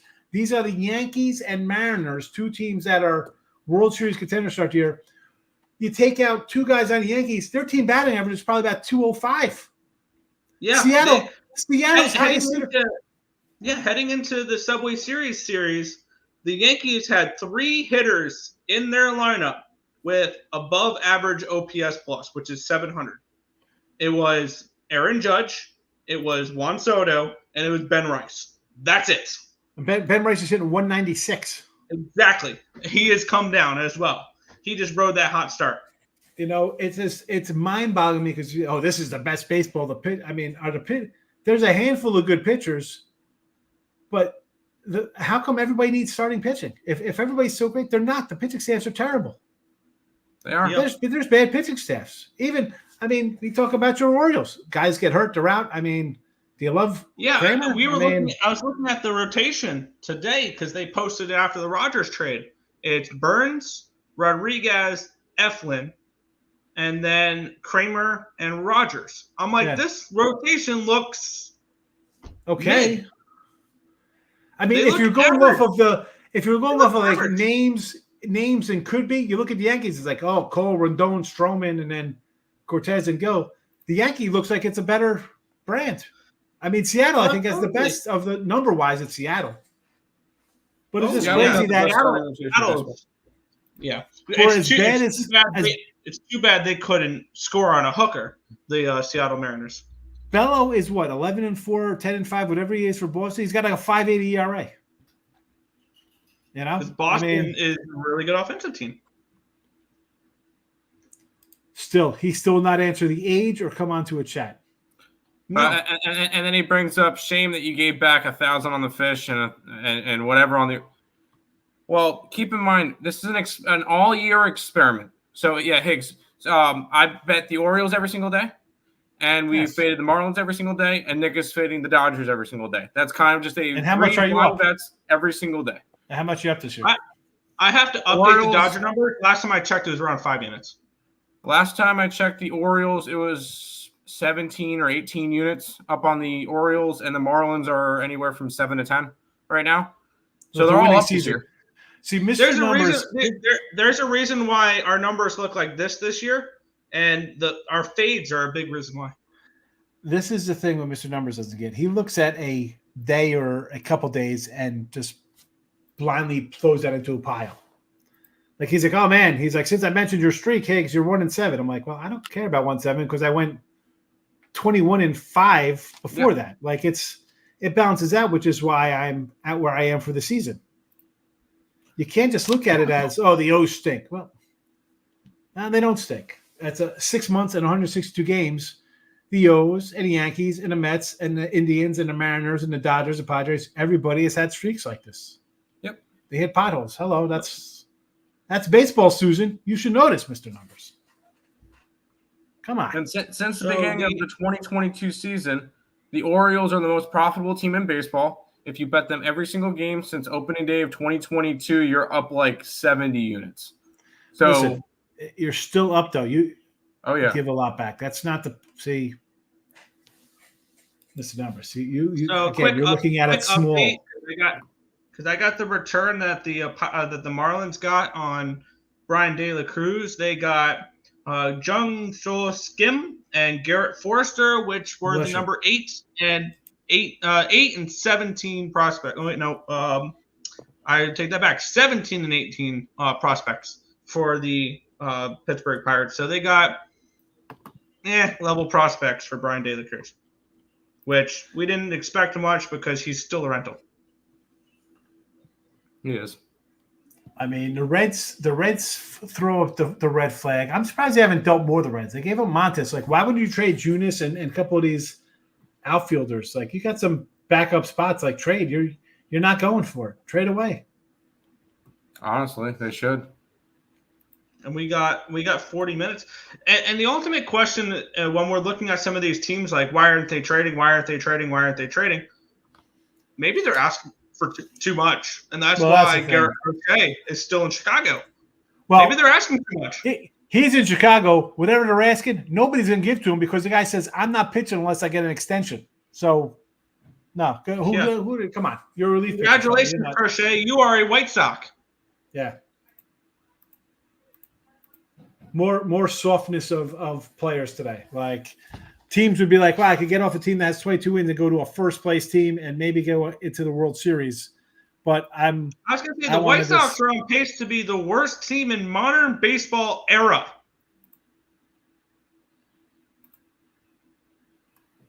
They are on their second losing streak this year of at least 14 games. They're going to be worse than the 1962 Mets, who won 40 games.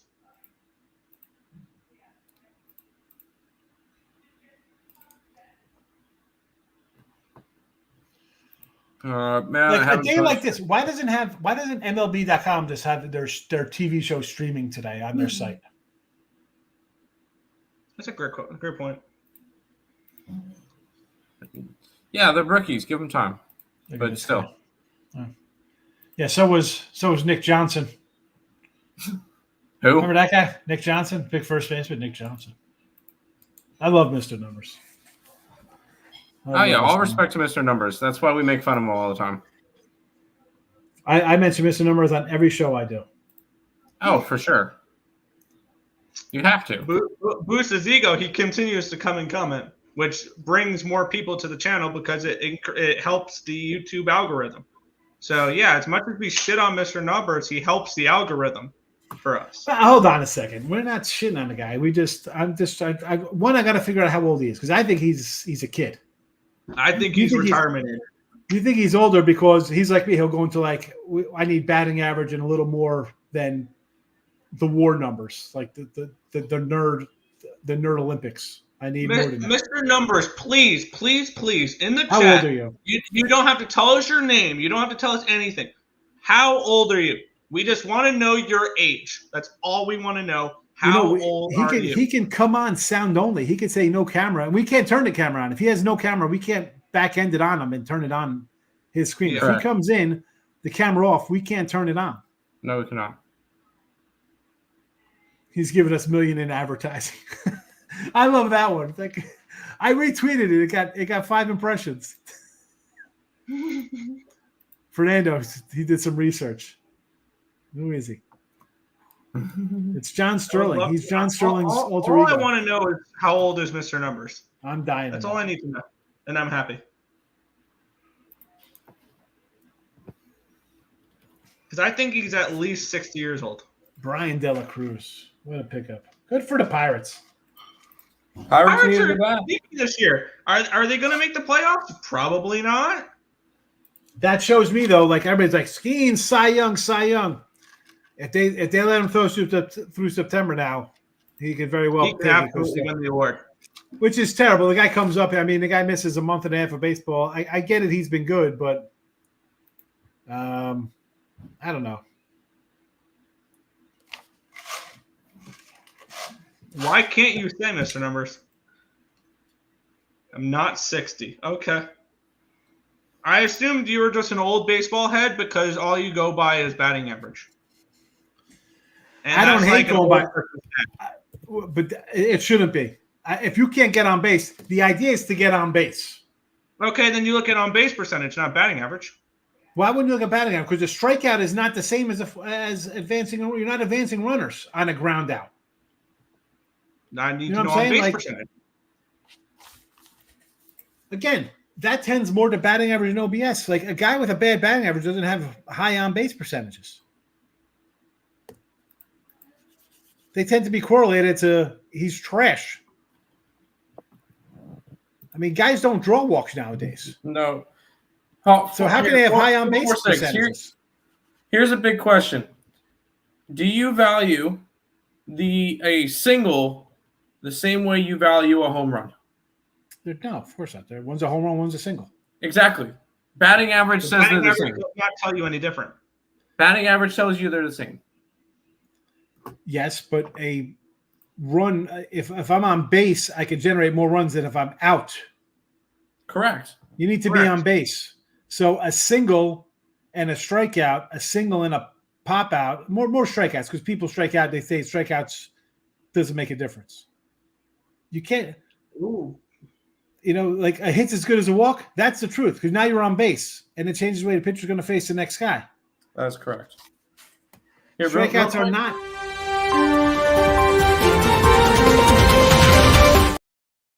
Please tell me you didn't just play that for Isaiah Kiner-Falefa. Isaiah Kiner-Falefa is a Pittsburgh Pirate. Wow. Is that because O'Neal Cruz is a terrible shortstop? I was told O'Neal Cruz is the best thing since sliced bread because he could hit the ball 180 miles an hour, even though he's not all that great at the dish. Real quick, I do want to give a shout out because he mentioned it during the ESB show. Women's Olympic basketball, Nigeria beat Australia at plus 4,000. Shout out to Mr. Joe Kryptonite. Like, that's insane. I'll give him that one. Obviously, we don't bet women's Olympic basketball, but a plus 4,000, dude. How is that possible? That's like an all-black team versus an all-white team. How are they getting plus 4,000? Australia is supposed to be really good. Who's the last good Australian? But other than Luke Longley, who comes to Australia? Ben Simmons is crap. Women's basketball. Women's basketball. Again, that doesn't count because I'm still giving him credit for it. Give me a women's basketball player. Hey, I was gonna say it still pays out the same money as our baseball does. You guys saying plus 4,000s? Where's that at? Listen, I love you guys. You know that, but trying to find plus 4,000s in baseball in a game is a little difficult to find. Yeah, just a tad. Just a wee bit.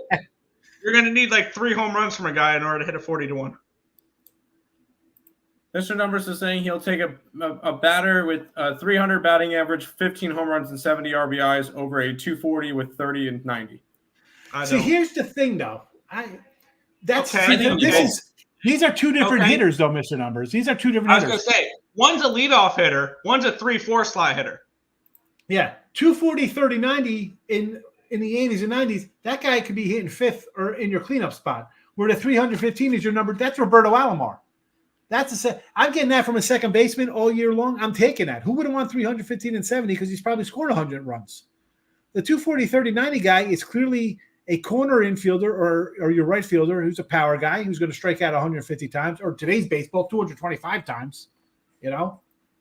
They're two different players. That comes from positions, right? It's like nobody – we all love Louis Raz, right? I mean, I do. I mean, who is the one guy who hits 350? If your whole team was Louis Raz, I don't know if I want a whole bunch of Louis Razes. I don't want 9 of them. No, I don't need 4,000 singles. I don't. I need somebody who can put the ball in the ballpark once in a while. 315, 70. I'll take it. Is he my shortstop? Is he my second baseman? Nowadays, it could be a 30. He could be a left fielder. Two different players. Two totally different players. Mr. Numbers, can you stop with this shit? Minus 10,000. This is where I lose him, and I sometimes I don't respond on Twitter because, like, I tell my kids, like, you send something in a text or in a word, if it's kind of blatant, unless you hit it with a haha, lol, ja ja ja or something, right? Because it just seems like rude or condescending. Like, I know when I do my show with him, or I know he's going to be listening, I can say, listen, I can't, you don't do that, you know, like minus that to win 100. Who does that? That's not real. That's not. No. That's like, To me, that's like you're not a Vegas. pro capper. You're not even trying to be pro. That is a square. I'm going to go huge money lines, and like they call them. What do they call them? Bridge jumpers. I'm going to take a shot. I'm going to put everything on this. Oh, somebody's minus 27 in college football. Let's go money line minus 15,000. I put it all on here to win $400. Oh yeah, let's pay for that. Let's come into somebody's chat who's a alleged pro and tell you to lay $5,100. Come on, man. Absolutely. That's where he's got to get. He's got to get hit with the wrench, not have it next to his name. Might double on Puerto Rico. Show kryptonite. O'Neal Cruz. Joe Kryptonite's hit a plus 95,000 in Chinese basketball. O'Neal Cruz, shortstop, 17 homers, 54 ribbies, 253 batting average, 24 walks, 124 Ks. Holy cow. This guy's going to strike out 200 times this year. Sounds like a great player. I mean, look at this team. If you saw this team in 1987, this Pirates team, you know what they'd be? They'd be exactly that Pirates team in 1987. They'd be in last place in the NL East. Their best hitter, 100 games, Brian Earle's 288. The next guy's hit 258, 65 games. 3 guys hitting over 249 on their team. How is this good baseball? Don't tell me that this is like, oh, well, OBS-wise, Rowdy Tellez is a great player. What? I can't do it. Look at this squad. What a hot mess. Mitch Keller, 10-5, 330. Good. Skeens has been unbelievable. We know that. Remember at the beginning of the year, we're having the Jared Jones. Is he on the injured list? Yeah, he's hurt. He's limited innings. Yep, here he is. Out indefinitely. Back. Oh, that's right. Yeah, that's right. He did get injured. Why aren't they going for pitchers? Bailey Falter's got a 4 ERA. Not bad. I don't mind a 4.08 ERA. I can live with at your 4.5. I don't hate that. Because who else are you really going to get to be your 4 or 5 guy? Martin Perez has got he's back in the band with a 5.20 ERA. I haven't been a Martin Perez guy in years. He has some up and down years. Like he reminds me of a poor man's Jose Quintana. Their closer has a 4.95 ERA. Bednar? Yeah. I mean, ERA, it could get skewed a little bit. He could come in and give up like some random 3-run home run and totally skews ERAs. His batting average against is still a 188 or something. Oh yeah, he had one inning where I think he gave up 4 runs to the Giants. Something like that. Like he gave up a few runs which really messed up his ERA. Which that's going to have you're not going to have a perfect season like that. So you're going to have bad starts or bad closing. Which honestly, it's more impressive to have that low of an ERA as a reliever than it is a starter because one blow up inning and then you're like you can as a reliever you can have a 1-something ERA. You give up 1 run and all of a sudden, bam, it's a 3. Which makes Strom and Hoffman, and O'Cochran in Philadelphia looks what they're doing is ridiculous. And even like 100 Gaddis in Cleveland is throwing to a sub-2. That whole Cleveland bullpen, it feels like, is like. Well, Cleveland always has a good bullpen, but Clay, I mean, their bullpen's always solid. Yeah. Oh yeah. That's what makes them a good regular season team and can flirt with. Like the Cleveland Guardians this year kind of remind me of the 2015 Royals, where their hitting was good, their rotation was good enough, and their bullpen could shut anybody down. They had the bullpen back then. And Wade Davis of the 2015 Royals is Emmanuel Clase this year. Well, Clase has been a little better over his career. He's had a couple of years like this. He's fabulous. Clase is quietly putting together, if he does this for another few more years, close to a Hall of Fame career. Like if he does this for a decade more, he's a Hall of Famer. Oh yeah, he is the best reliever in baseball. I would like to make that argument. I think you have much argument. The best reliever in baseball, yes. Yeah, I'm going to say you're not getting much argument from him. I mean, the kid in Oakland's pretty good, but I need more than a year from him. Or half a year. He's hurt. He's hurt because he punches the table. Dumbass. He could have been traded. Imagine what the Oakland A's could have gotten back in this type of when Tanner Scott got back what he got back. If I was the Orioles, I'd say, do you want Jackson Holiday for Miller? I would have traded him straight up. I said, I'm offering that. If they would have said no. Wow, that's a lot to give up for a reliever. Is it a lot? But who is this kid? He wasn't good when he's 18 years old. Do you want to win a World Series, or we might win down the road with these guys? You are in a position, dude. The American League and National League, it is yours for the taking. You have 2 good pitchers. Now you got Eflin. You got 3 good pitchers. Your lineup is as good as anybody's top to bottom. Why wouldn't you get a closer? You need a closer. You do. And if you're the Orioles right now, who you like the Orioles? It's the bullpen. Who's scared? If you're the Orioles, who scares you in the American League? Nobody.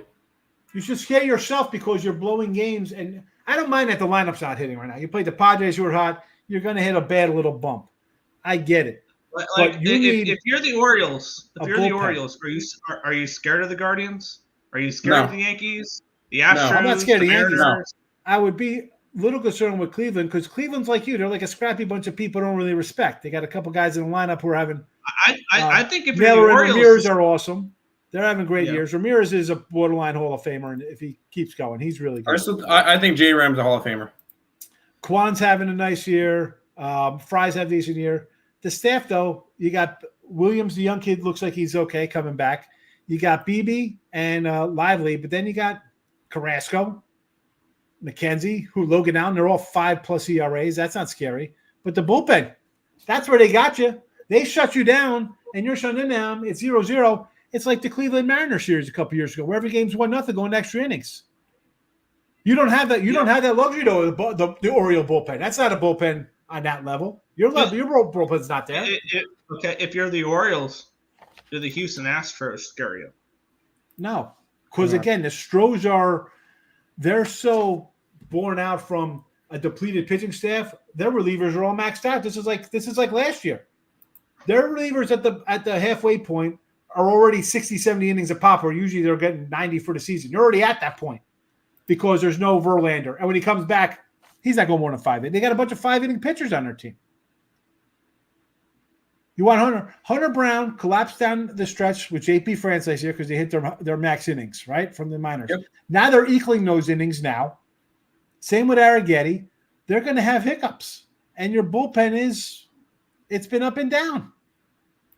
I'm not worried about that pitching staff. Kikuchi, another 5-inning guy. That's great. Let's get a bunch of 5-inning. That's fine. You want a bunch of 5-inning guys. Can you carry 15 starting pitchers or 15 pitchers altogether?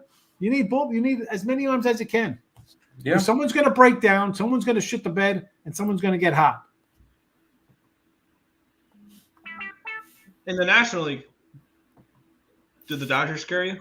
No. If you're a team, do the Phillies scare you? Slightly. Because the Phillies have a lineup, they bolster the bullpen, and they're pitching. Again, I don't love Suarez and Sanchez. I'm thinking they're going to eventually even out. They haven't yet, though. They've had a couple starts, but again, everybody's had a start or two that's been bad. Yeah. Are they going to keep pitching like that with Nola and Wheeler? Watch out. I think Nola gets hit tonight. I don't know. I rolled a Philly run line on the Midday Money show. I said, you know what, Philly run. They got clubbed last night. Embarrassing loss against a peer, right? First place team. It's a World Series possibility. You get the crap kicked out of you at home like that, you better come back with a strong game, especially now against whoever the Yanks are even throwing out. Will Warren, which I'm surprised he didn't make his way to Miami in the Jazz Chisholm trade. Who's pitching Warren? Will Warren. Yeah, Warren. Which is one of their top, one of their mid prospects. Your Yankee sources that say ESPN or Fox Sports or MLB.com, your Yankee sources, Mr. Numbers? Tim, what are your odds on the Padres? That's Nick's bet on the Padres. I got them on Sunday, 16-1 to win the National League, 35-1 to win the World Series. 100% with the prospects for relief pitchers. But that's why it's such a crapshoot. Like relief pitchers, they're a dime a dozen at the break. You go for whoever's got the best stats because you don't know what you're getting. Yeah, Yankees a whole new team. Sure, Jan. Yeah, they're a whole new team. Mm-hmm. Mark Leiter Jr. A new attitude. What's that attitude? The whole me first attitude? Yeah. He'll fit in well. Here we go. The man that makes the Twins go, Royce Lewis. Yeah. Royce Lewis has been great. He's the key to that team, not Brian Buxton. It's this guy. As long as he can stay healthy. That's his problem, is he can't stay healthy. Yeah. He's just like his buddy Brian Buxton, who's always hurt. Yep. Yeah. The only the only team that's stopping the Twins is themselves. Fully healthy. Give me a fully healthy Buxton, fully healthy Lewis, fully healthy rotation. They're one of the best teams in the American League. It's a solid rotation. I mean, Lopez hasn't even pitched good this year, but Joe Ryan's the truth. He's good. Bailey Ober's become a really strong pitcher. Bailey Ober's been really good. Yeah. That kid's Simon Woods. I know the Mets got him yesterday, but he's been pretty solid this year. Yeah, he's been solid too. Lopez is having a bad year, but I'm confident because he has a record of striking guys out and keeping you in games. So I don't really hate that much. No. I would still trust him in a playoff. It's not like I would probably throw Joe Ryan out first, but I mean, Alex Cobb, he hasn't pitched this year. Yeah, that one didn't make sense.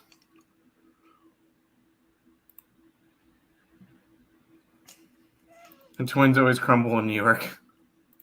That's for sure. But normally it's against the Yankees. That Yankee stat versus them for the last 24 years is just mind-boggling. Even when the Yanks were bad in like the 10 through 20s, because the Yanks weren't good teams back then. Like this, they still couldn't win in New York. No. With a whole new team of players.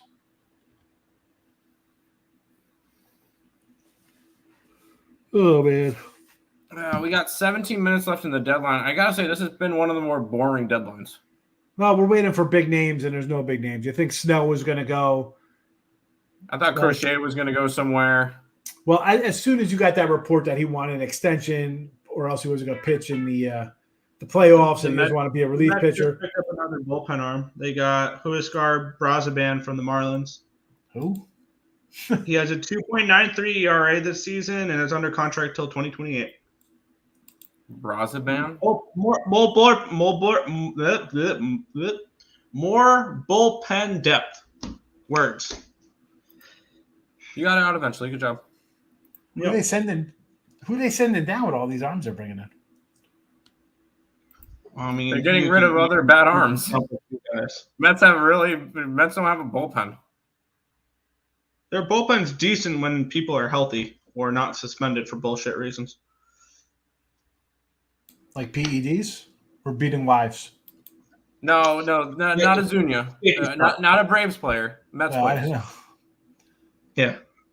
The Mets don't hire. So who'd you say they got? Ramirez? Oh no, Braziban, who has a sub-3 ERA. It's a decent pickup. Yeah, it's not going to move the needle crazy, but here's the trade. Oh wait, has he Eloy Jimenez to the Orioles? Eloy Jimenez to the Orioles. My guy Eloy, a nice outfielder. You're just saying that. You're just saying that to get a reaction out of me because it's Eloy. Underdog MLB. Eloy Jimenez to be traded to the Orioles per Jeff Passan. They're going to get not much in return for Eloy Jimenez because he's been hurt. But he's starting to rehab soon. You know I love Eloy. I mean, dude, far this game, Eloy Jimenez has played 65 games. 5 home runs, 16 RBIs. Woohoo! I mean, terrible power. Batting 240, 47 strikeouts, 18 walks. I mean, he had 14 homers and 200 at bats. And then I'm thinking, here we go, 84 games. I don't hate, 84 games, 16 homers, about 295 in 2022. Here's the thing: they probably didn't give up much to get him because he's hurt. This guy always has a broken leg from running into a wall. That one's just a big. I read it quick. I thought it was Luis Robert. I'm like, oh wow, move actually, and then it's him. I'm like, oh, that doesn't make sense. You know, I like that bat. You know, I like that bat in that park. Oh, he's a fantasy. I might have to do a fantasy league next year just to pick him up.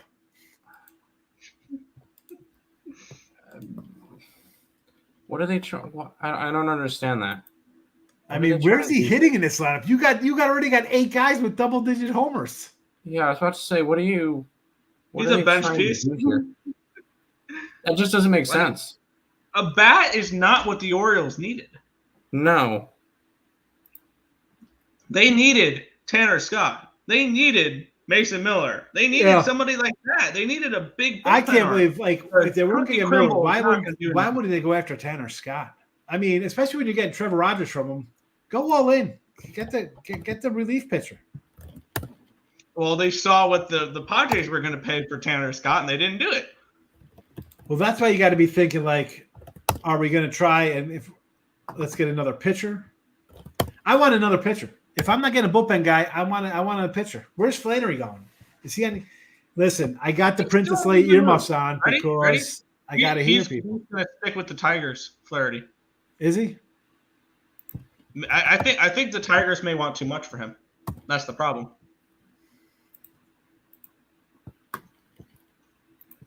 That or he was going to be like a last-minute trade. I like this pickup for always. You can't. That's a good pinch hitter. It's a nice guy to get in the outfield, spell some guys, roll them into the DH role, get your guys a little healthier for the stretch run. He's a flyer at this point because his health is still a question mark. Yeah. I'm surprised Brent Rooker didn't go anywhere. Yeah. Like that, I feel like Brent Rooker should have been. Maybe they're hold on. Maybe they're like, you know what? Let's trade some other pieces because we're winning some games. You know, next year, who knows? Like we were supposed to be really bad, but we put together a couple wins. Maybe we're better than what we are. Take a while to get going, right? Because that team, the A's team, is built on their trading guys away, right? When Garris came over from wherever he came from, they got a bunch of young guys. Yeah. Why would you trade away Rooker, who's a young guy? Because at this point, this is I think this is going to be the highest you're going to get for Brent Rooker. Like, he is having a crazy good season. The fact that he wasn't an all-star is mind-boggling. He's had a great year. Crazy good season. And I don't think you're going to get much more value out of him. But the thing is with that is then they say, well, why don't they trade JP Sears too? Why don't you trade? And then you're back into a thing of, well, we got to wait 2 or 3 years because we got this going on. Now, the flip side is that they're going to play in a Pacific Coast League stadium next year until they go to Vegas, whatever. So maybe they say, screw it. There. Let's trade everybody and just run out a AAA team. But, they can't do that. They're not going to do that. Oakland A overs next year in Sacramento. That stadium's like almost when Toronto played in Buffalo because in 2020 because of the COVID restrictions in Canada. It's going to be like that. The totals are going to be Coors totals in Sacramento for those games. It's going to be, yeah.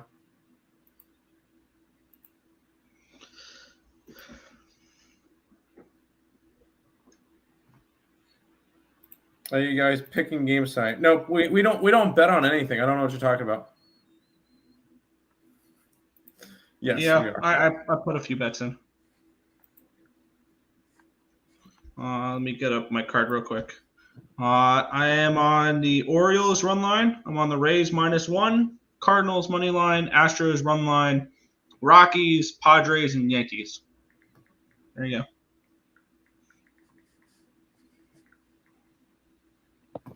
Happy Tuesday, guys. Greetings. Greetings, Behedity.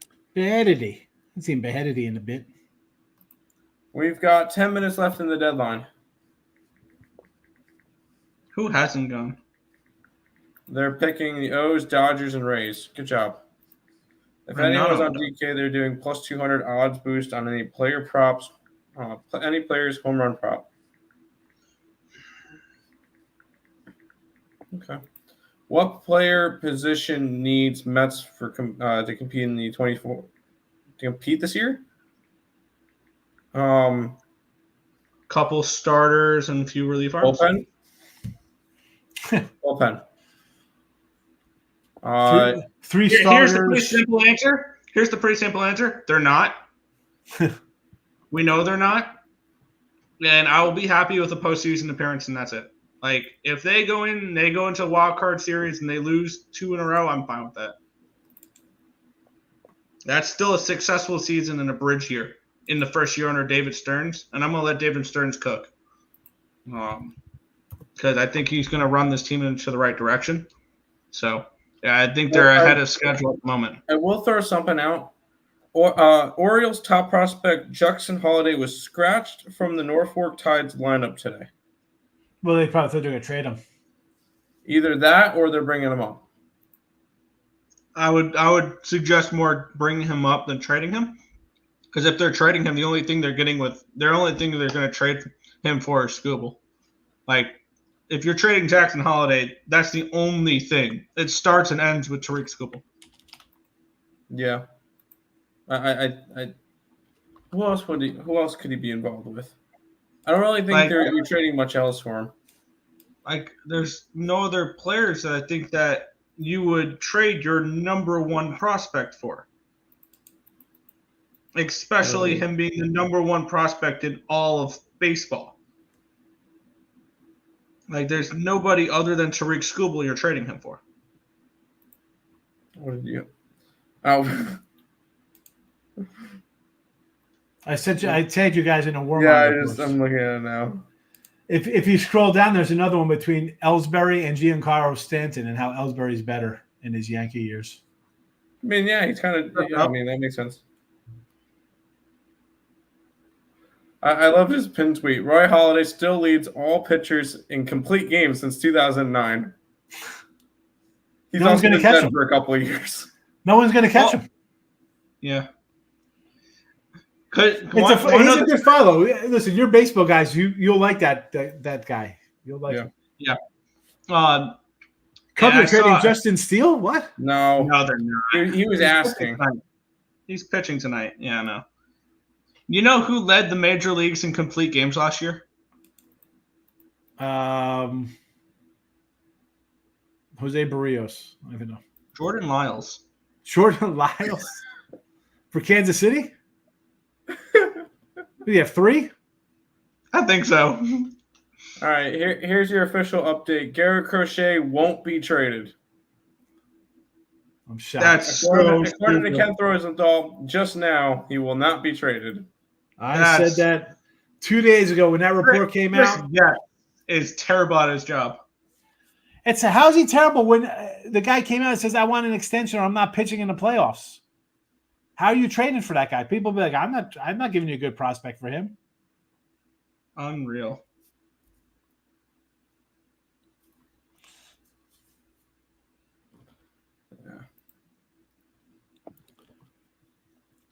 Yeah. I really thought the Jays would be dumping Gausman, Barrios, Bassett. No, they're still delusional and competing next year. They're not competing. I would have traded. I would have called up the Seattle Mariners and said, "What will you give us for Vladdy?" Well, they were going to offer him. They're going to give him Emerson Hancock, who could go right into your rotation. And I would have. And if that's the case, I would have traded Bassett or Gausman or Barrios or all 3 of them. Be like, whatever. How do you still hang on to George Springer? They just traded Eloy. I would DFA Springer. Someone would have took him. Yeah. The Blue Jays are a very poorly run organization. Pretty plain simple. They're not trading. The only players they were trading is like players who are expiring contracts. About that, the Kevin Kiermaier is a Los Angeles Dodger. Kevin Kiermaier is retiring. That's a Dodger move. You want to know the sad part about Kevin Kiermaier is that the Blue Jays outright waived him, and he continued to start for them.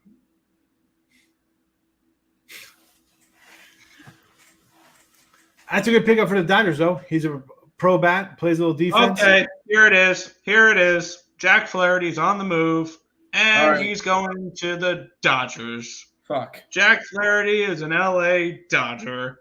Lame. That's so disappointing. Another pitcher for LA. Another injury-prone pitcher. What could go wrong in LA? That's so lame. No Tyler Anderson. Like, if I'm the Angels, Tyler Anderson and Rendon, you don't have to give me anything back. We just take the contract, please? Just take the contract, please? Honestly. That's lame. The Tigers couldn't dump Skubal and Flannery. If you're anybody, I'd be like, well, why don't you take Baez with it? You don't have to give us even a top prospect back. Honestly. If the Tigers traded a bunch of bullpen guys to trade Flannery, why wouldn't you just say, you know what, where the hell we're going here? Just trade them away with Scooby and start over. We'll free up all this money. We could sign the pitcher now because we got $30 million. Money. Scooble's not making anything. But Baez doesn't Baez have a $200 million contract? What's his contract? Oh yeah, Baez. Yeah, Scooble's not making much at all. No, but I'm saying it. You trade him with him, and then you could go like the Angels last year. Angels could have called the Yankees or any of these teams, said, "Hey, you want Ohtani? Yeah, nothing really. You got to take Rendon." I don't know. Would they have taken him? I don't know if they would have taken him. You could have done that, and then at the end of the day, you cleared out $150 million, and it's $40 million payroll, and now you have his $40 million and plus the $30 you're going to give him. Now you got $70 million to give to a pitcher, or to give to Soto, or to Judge, or whoever the heck you want to give money to. The thing is, who are you getting that's better than Skubal right now in free agency? Probably nobody. You're downgrading regardless. Are you going to make the playoffs next year? They might. The Tigers? No. The Tigers? With who? Where's their pitching? No, they're not making the playoffs. With Skubal and Myers, Myers coming back. Here's the thing. Skubal, exactly. Skubal and Jackson. Hey, ready? Jackson Joe. Keep an eye on him. He's their top pitching prospect. He is going to be really good. I am super high on Jackson Joe. Yeah, I'm super high on him. That's two starters. That's two guys. What else? What else? That's a great question. Then they go out and get someone.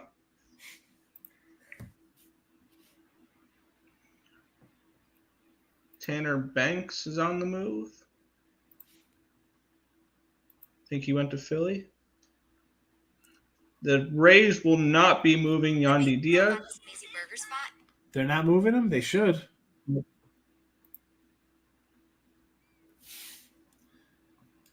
I hated this trade then, and I hate it today. I was upset at that trade. You know why? Because Roberto Kelly was like a 290 hitter, and I got Paul O'Neill coming in here. So I'm like, who's this guy? This guy can't even run. Hey, Money Line Markel. Yeah, quick show today. I had to go. Money Line Markel, I had my wife's credit card. Somebody had a bunch of fraudulent charges, so I had to jump on the phone and take care of a lot of business today. Sounds like fun. So that was the start of my day at 9:15 this morning. Like, I was like, let me just lay down for the next half hour. I didn't get up right away. I was like, let me sleep in a little bit, rest up. And I was like, I got to do my Big 12 stuff or SEC I was doing today. I wake up to this thing on email, or actually when I logged into the account. And then, like, by the time I finished up the stuff I had to do, I did that, did my shows. I get my mail, and then my mortgage people are sending me a bill for $3 for new home insurance because I didn't have insurance on my house. So that was another hour on the phone fighting to figure that out because I had a 3-way call on 2 different phones to figure out who's not sending in the right paperwork. Terrible, frustrating day. And then we get a trade deadline with nobody really steadily moving around. Well, we just got a big one here. Martin Perez is going to the Padres. There's a big move.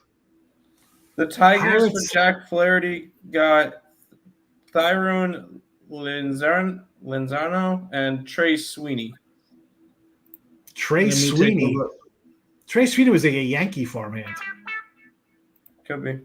He was. They got for him. They got. What were they again?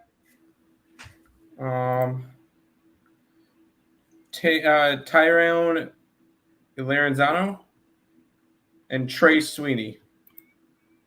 They're number 8 prospects, and their number. Where was he? I just saw him. 22. 8 and 22. That's it? Yeesh. The number 8 prospect and the number 22 prospect. Mets, you couldn't do anything better than that? 8 prospect in their farm system, not overall. The Dodgers 8th. The Dodgers 8th prospect and 22nd prospect. I guess people are just scared off. They thought he was hurt.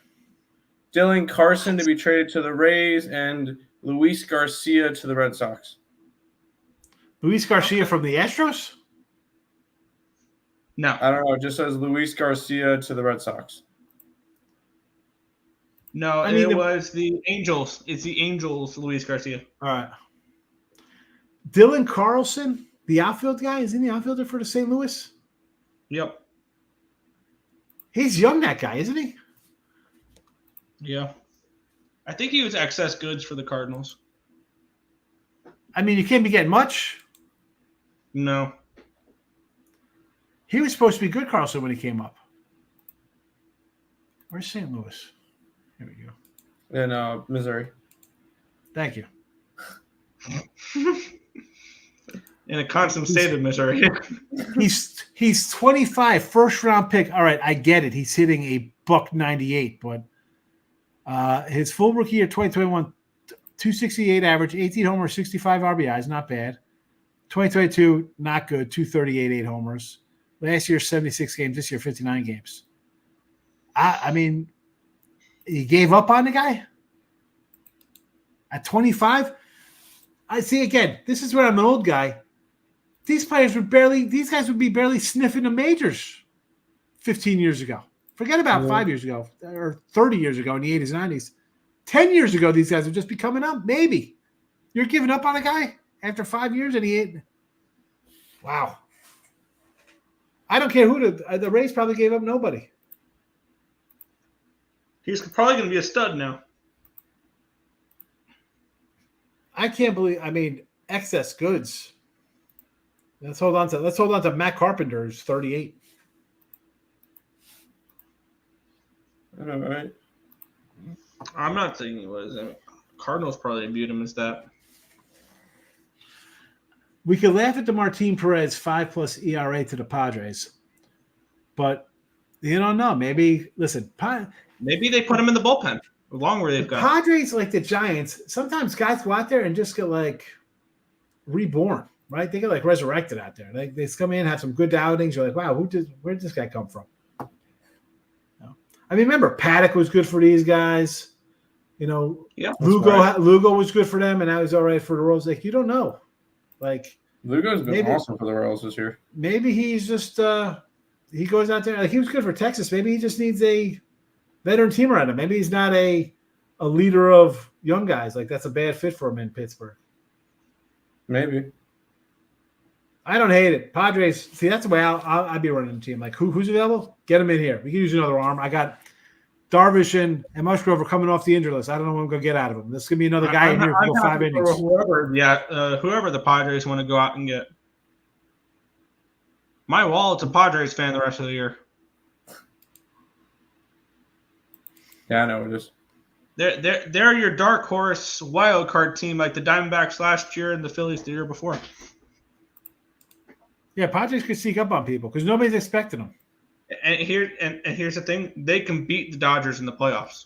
They've done it before, and I think stylistically they can do it this year. Yeah. Well, they beat them 6 of the last 10 already I've been this year. saying this for a while. If you're taking a shot in the futures market in the National League, Padres, look for a wild card team because the Brewers do not interest me. The Phillies and the Dodgers do not interest me. I'd be more interested in the Phillies than the Dodgers, just based on the Dodgers' injury history with their pitchers. Yep. I would say I've said Who's this that? for a while McCann? now. McCann took the ball off the face. Yeah, James McCann. Nationally, And stayed in the game. He's what they call a professional. He's a pro, Kevin Kiermaier. He's a defensive guy. Yeah. He'll come in the seventh inning. He's a good pickup. You're going those are World Series pieces. That's what teams do. They go in and get Kevin Kiermaiers. They bring in Rosarios and Solars like the Braves did, or Martin. You're getting extra pieces like, all right, I can get a guy. It's not costing us much. Let's get a guy in here. Those are the good moves. Those are the moves that winning franchises do.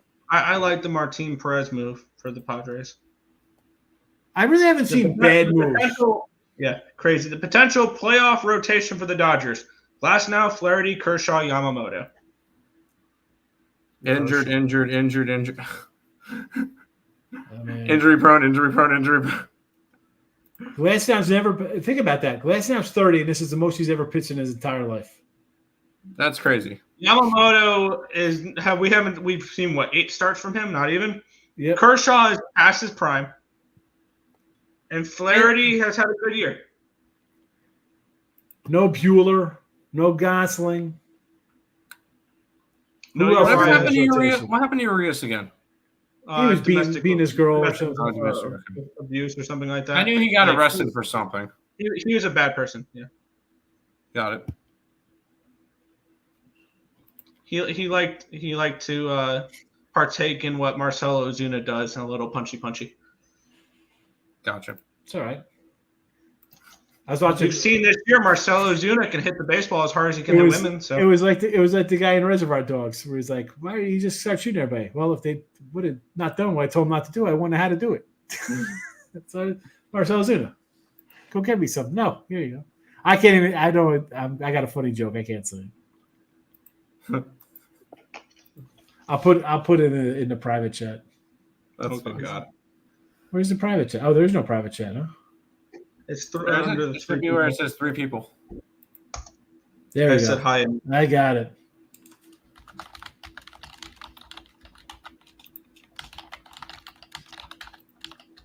Okay, God.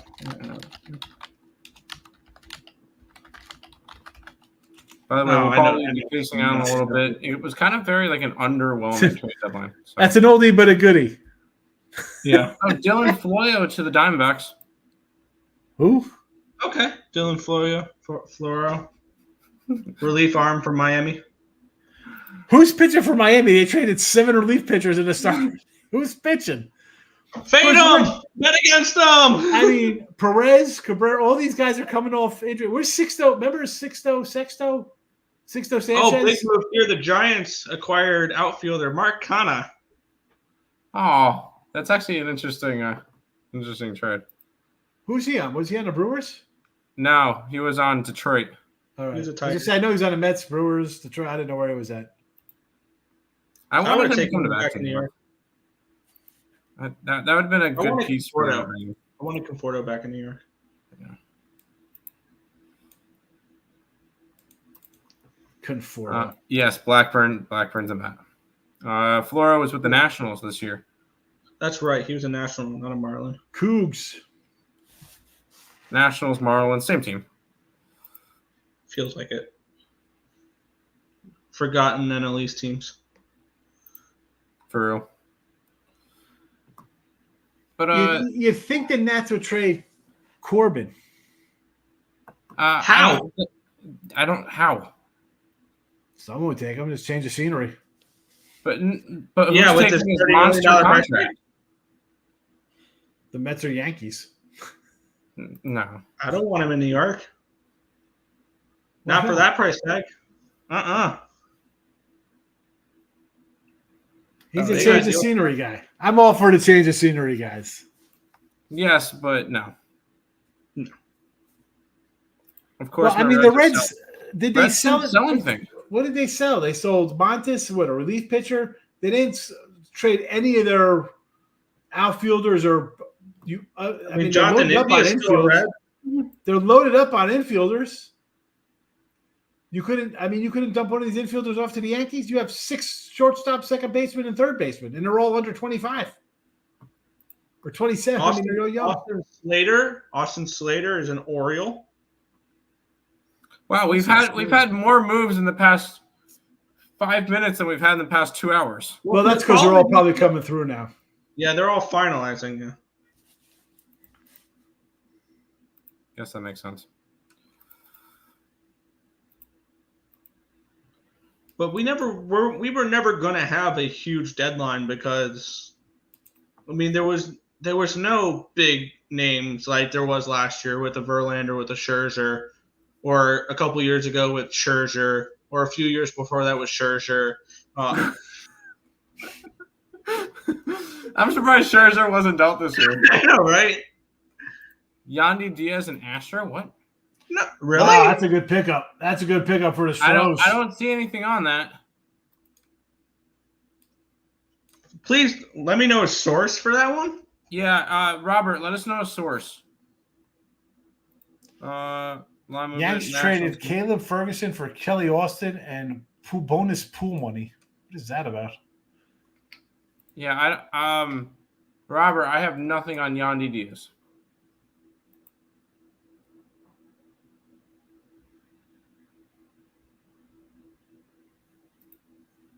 Marlins trade JT Churgos, another pitcher. I didn't realize they had more relief pitchers. JT Churgos to Seattle. Their bullpen was really. I'm not surprised the Marlins trading a lot of bullpen pieces because their bullpen was actually not bad. The last little bit, they've been one of the better bullpens in baseball the last 30 days. When I look at bullpen stats, Robert, that is a fake. That is a troll site. You got trolled. Because it's Fax Sports. It's a mockery of Fox Sports. So you got trolled. I'm sorry, dude. Trust me, I've been trolled on there sometimes too. They designated him for assignment, huh? Sent him down to the minors. Do they have to DFA him?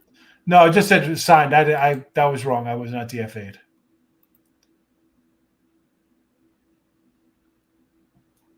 I was going to say, they probably have plenty of options on him left to send him down. Who? Kate Povich. Oh, yeah. They brought him up to pitch in the doubleheader yesterday. He's had some starts this year anyway. We got to see him live. Yeah, we saw him in Baltimore. He was pretty good against Atlanta. I think he went 6 shutty. You know, if Rodgers goes back to his all-star form, you know, maybe he's just on a better team. He's pitched better of late. Like the numbers, go over his last month and a half. They're not bad numbers for Rodgers. That could be a really good pickup. Could be. I mean, did you look at his numbers or not? Run lines plus 130. For the Diamondbacks tonight? That's fine. I mean, I didn't bet the game, but yeah, Cole scratched. He's a wimp. That's why. Yeah. But back to Trevor. Have you looked at his stats for the last 2 months? He's been good. Trevor Rogers? 2 runs, 1 run, 2 runs, 2 runs, 2 runs, 3 runs, 2 runs, 2 runs, 1 run. There's a 4 spot against Texas, 1 run, a 4 spot, 0. He hasn't been bad. I just think that the Orioles overpaid for him. Yeah, but that's what the price is. What are you gonna do? You need a pitcher. Yes. He's 26, by the way. Did they pay a decent amount for him? Yeah.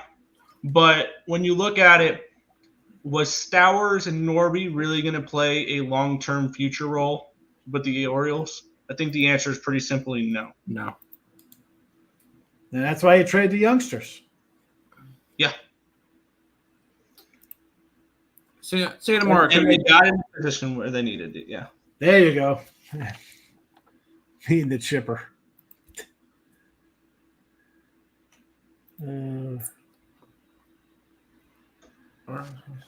Arizona is plus 130.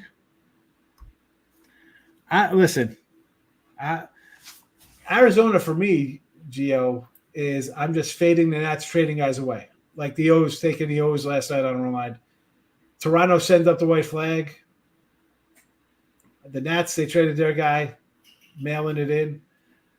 I mean, I guess I probably should have been on the who's ever the Marlins are playing. The Rays. Tampa Bay. No, you mean bet on Tampa Bay because the Marlins are just dumping everybody. I'm going to go ahead and put more money on the Tampa Bay Rays tonight. I'm sticking with my normal unit. I'm not going to go anything crazier than that. Yeah, I don't – listen, that's I agree with your brother. I don't go like, oh, they trade everybody. That's the only way I would put more money on the Tampa Bay Rays is taking them in the first 5 run line and doubling up on them that way. If I put more than a unit on a team, it's first 5 full game or it's team total over full game or something like that.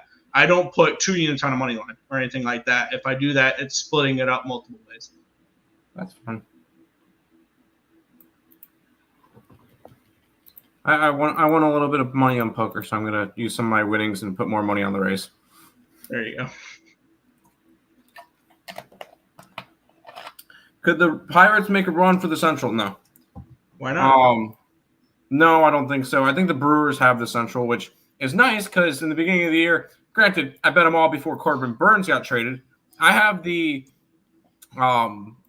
Brewers to win in the division. I think that was 4-1, and I have 50-1 for them to win the World Series. Obviously, that was pre-Burns, but they're still the third best team in the National League, and they're only a game and a half behind the Dodgers. They're not too far off the Dodgers. So that's kind of crazy. But for the Central, always their best team always has a decent record, but like they don't do anything. They don't do anything because they play in the Central.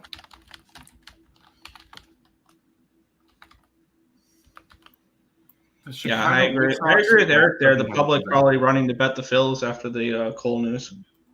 See, all right. See, Rob is really smart here. Says, "Hey Tim, World Series Mets, baby. Let's get it. Let's get it." Rob, I'll see you at work tomorrow. We need a World Series for the Mets, Tim, this year, so you can get the Grimace tattoo on your ass. Oh yeah, I remember one person said, "Oh yeah, if the Mets win the World Series, I'll get Grimace tattooed on my ass." I said, "I'll do the same thing." So that'll be funny. By the way, Rob is somebody I work with, so and he has his own YouTube thing, talks about the Mets every single day. Very depressing in the beginning of the year, so but there you go. Just for the young folks, let's get it. Any other closing remarks before we head out? Because I pretty sure we're not going to get much more news. I got one more trade for you here. The Orioles have gotten another reliever, Gregory Soto. Who's on Detroit? Soto? I believe so. I remember he was on Detroit. Let's see. Yeah. Eric, I like that look. Yankee alternative online. I like that. Let's jump on that. I was looking at the Yankees like that because I got them tonight. What's their run line at? Plus 170 for their reverse run line. I don't hate that. Teams are looking after Verdugo. No, nobody wants Verdugo. Let's be honest. Nobody wants Verdugo.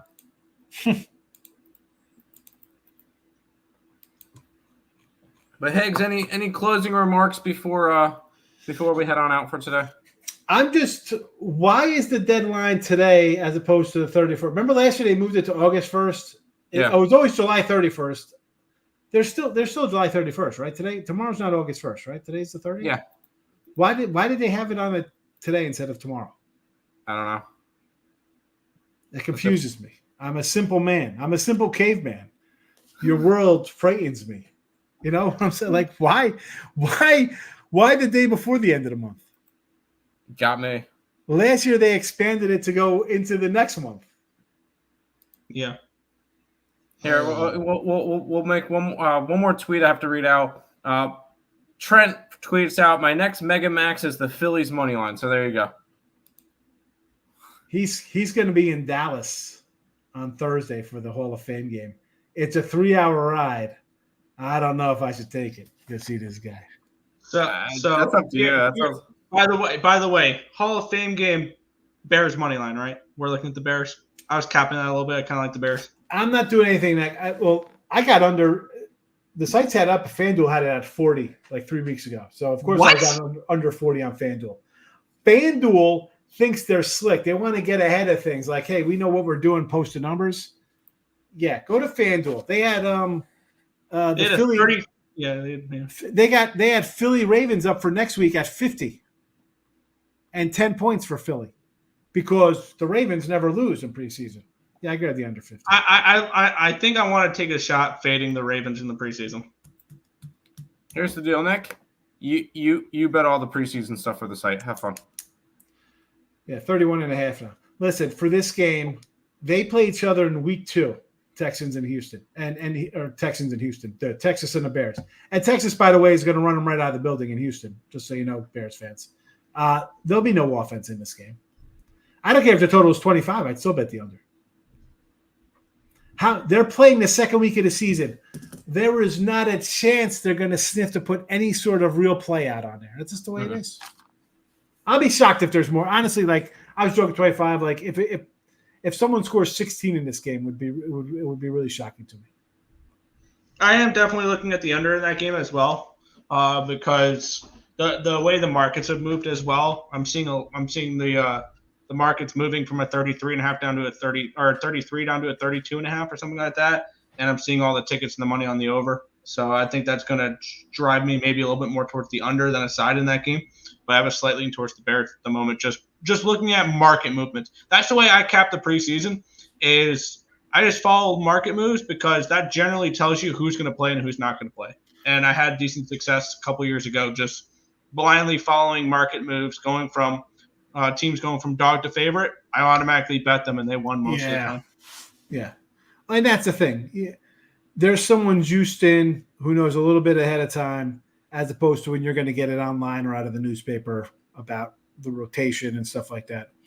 I love August football. I got to look for myself. Who's got the list of the QB depth charts? That's what you need.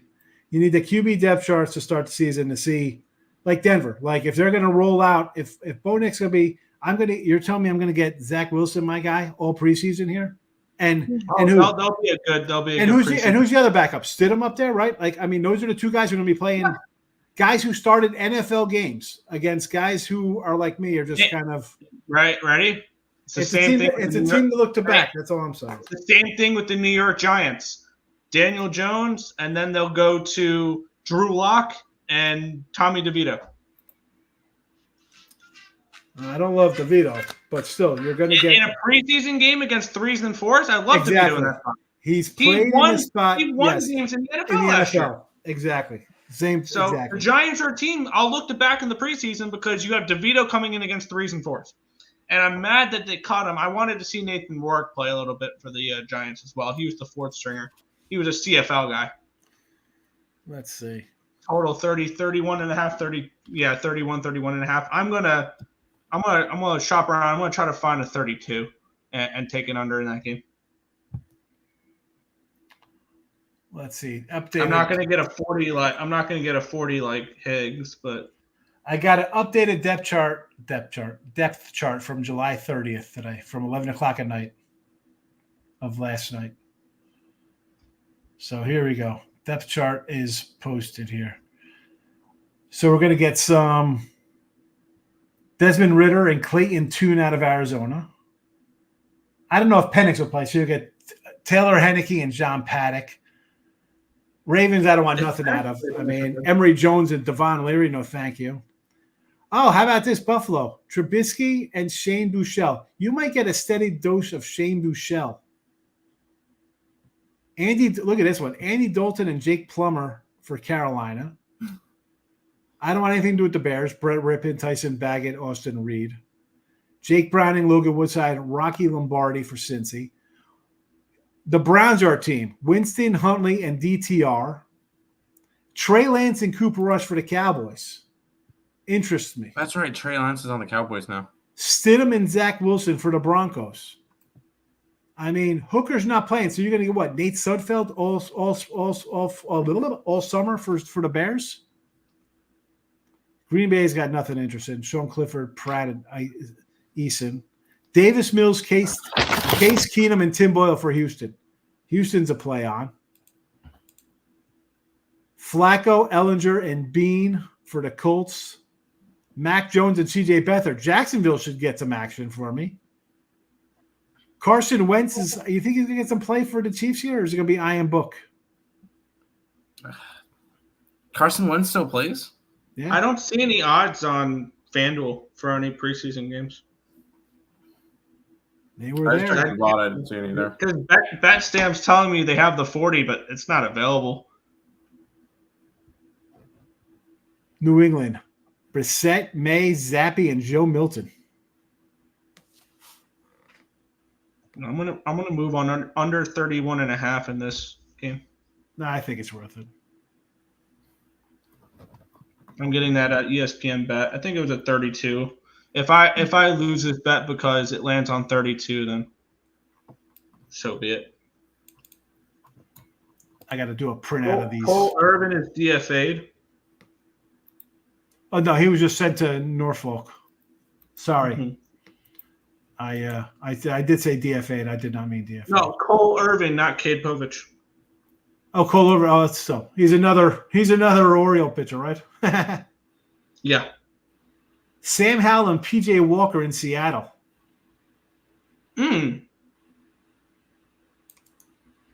XFL legend PJ Walker. They were just talking preseason real quick.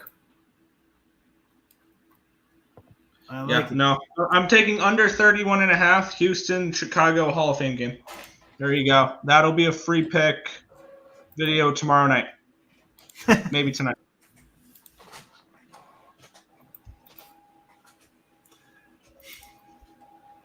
Did they really?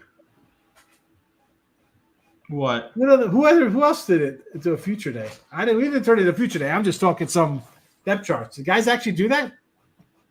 I don't know. Are they just checking out of baseball because they think it's over now because you got a game on Thursday? It's like let's turn into NFL futures. Here we go. The printout, most important. Preseason quarterback printout. Beautiful. I got to look at there. Any other last second trades? Who's money in the chat? Eloy to Baltimore is pretty funny. Not as funny as Martin Perez to your Padres. Hey, Moose, I look forward to you coming out here in November to pop bottles with me. I appreciate that, that you mentioned that on Twitter. He ain't doing shit. Hey, he said if my bets win and the Padres win the World I'm Series, just saying that they aren't he'll winning. personally fly out here and we'll pop bottles. Anything's possible. Hey, we saw the Diamondbacks make the World Series last year. Listen, on the flip side, I mean, we joked about Martin Perez. It's fine. You get a veteran arm in there. I don't hate it. You got Scott. You got him for a ham sandwich. Yeah. Who doesn't love ham sandwich? Yeah, especially Taylor ham, right? Yeah, there you go. It's Taylor ham, baby. Any other last? I saw you wearing the shirt. You noticed it? All right. Any other last second trades come through? I don't see anything on ESPN. That's it for today. That's all. That's it for the season's trade deadline.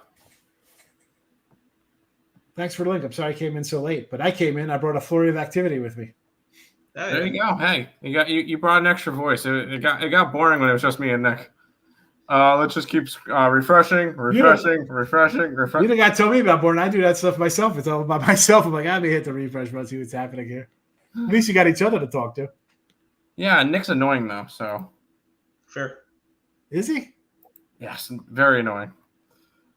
But anyways, we appreciate everybody hanging out with us for the last 2.5 hours as we went over a very mediocre trade deadline. I don't really see, there was a couple. Obviously, the Padres got better. Orioles got some pieces. But I don't really see any, big things that went down that is going to be overwhelming. There you go. There's your Perez 4.4 ERA at home. There you go. But, hey, we'll see how it has an outcome on the rest of the year. And we'll be back tomorrow with another edition of the Earle Sports Bet Show. Nick, 10:30, right? Yep. 10:30 tomorrow morning. And then make sure you guys check out Higgs right afterwards. Probably yours is noon? Noon. So 10:30 us, noon to Higgs. Check us out tomorrow. We'll see you guys. You should know. You used to be on the show with me every day. Oh yeah. You know what? Jesus. Hey guys. Thanks for remembering. Oh, I remember.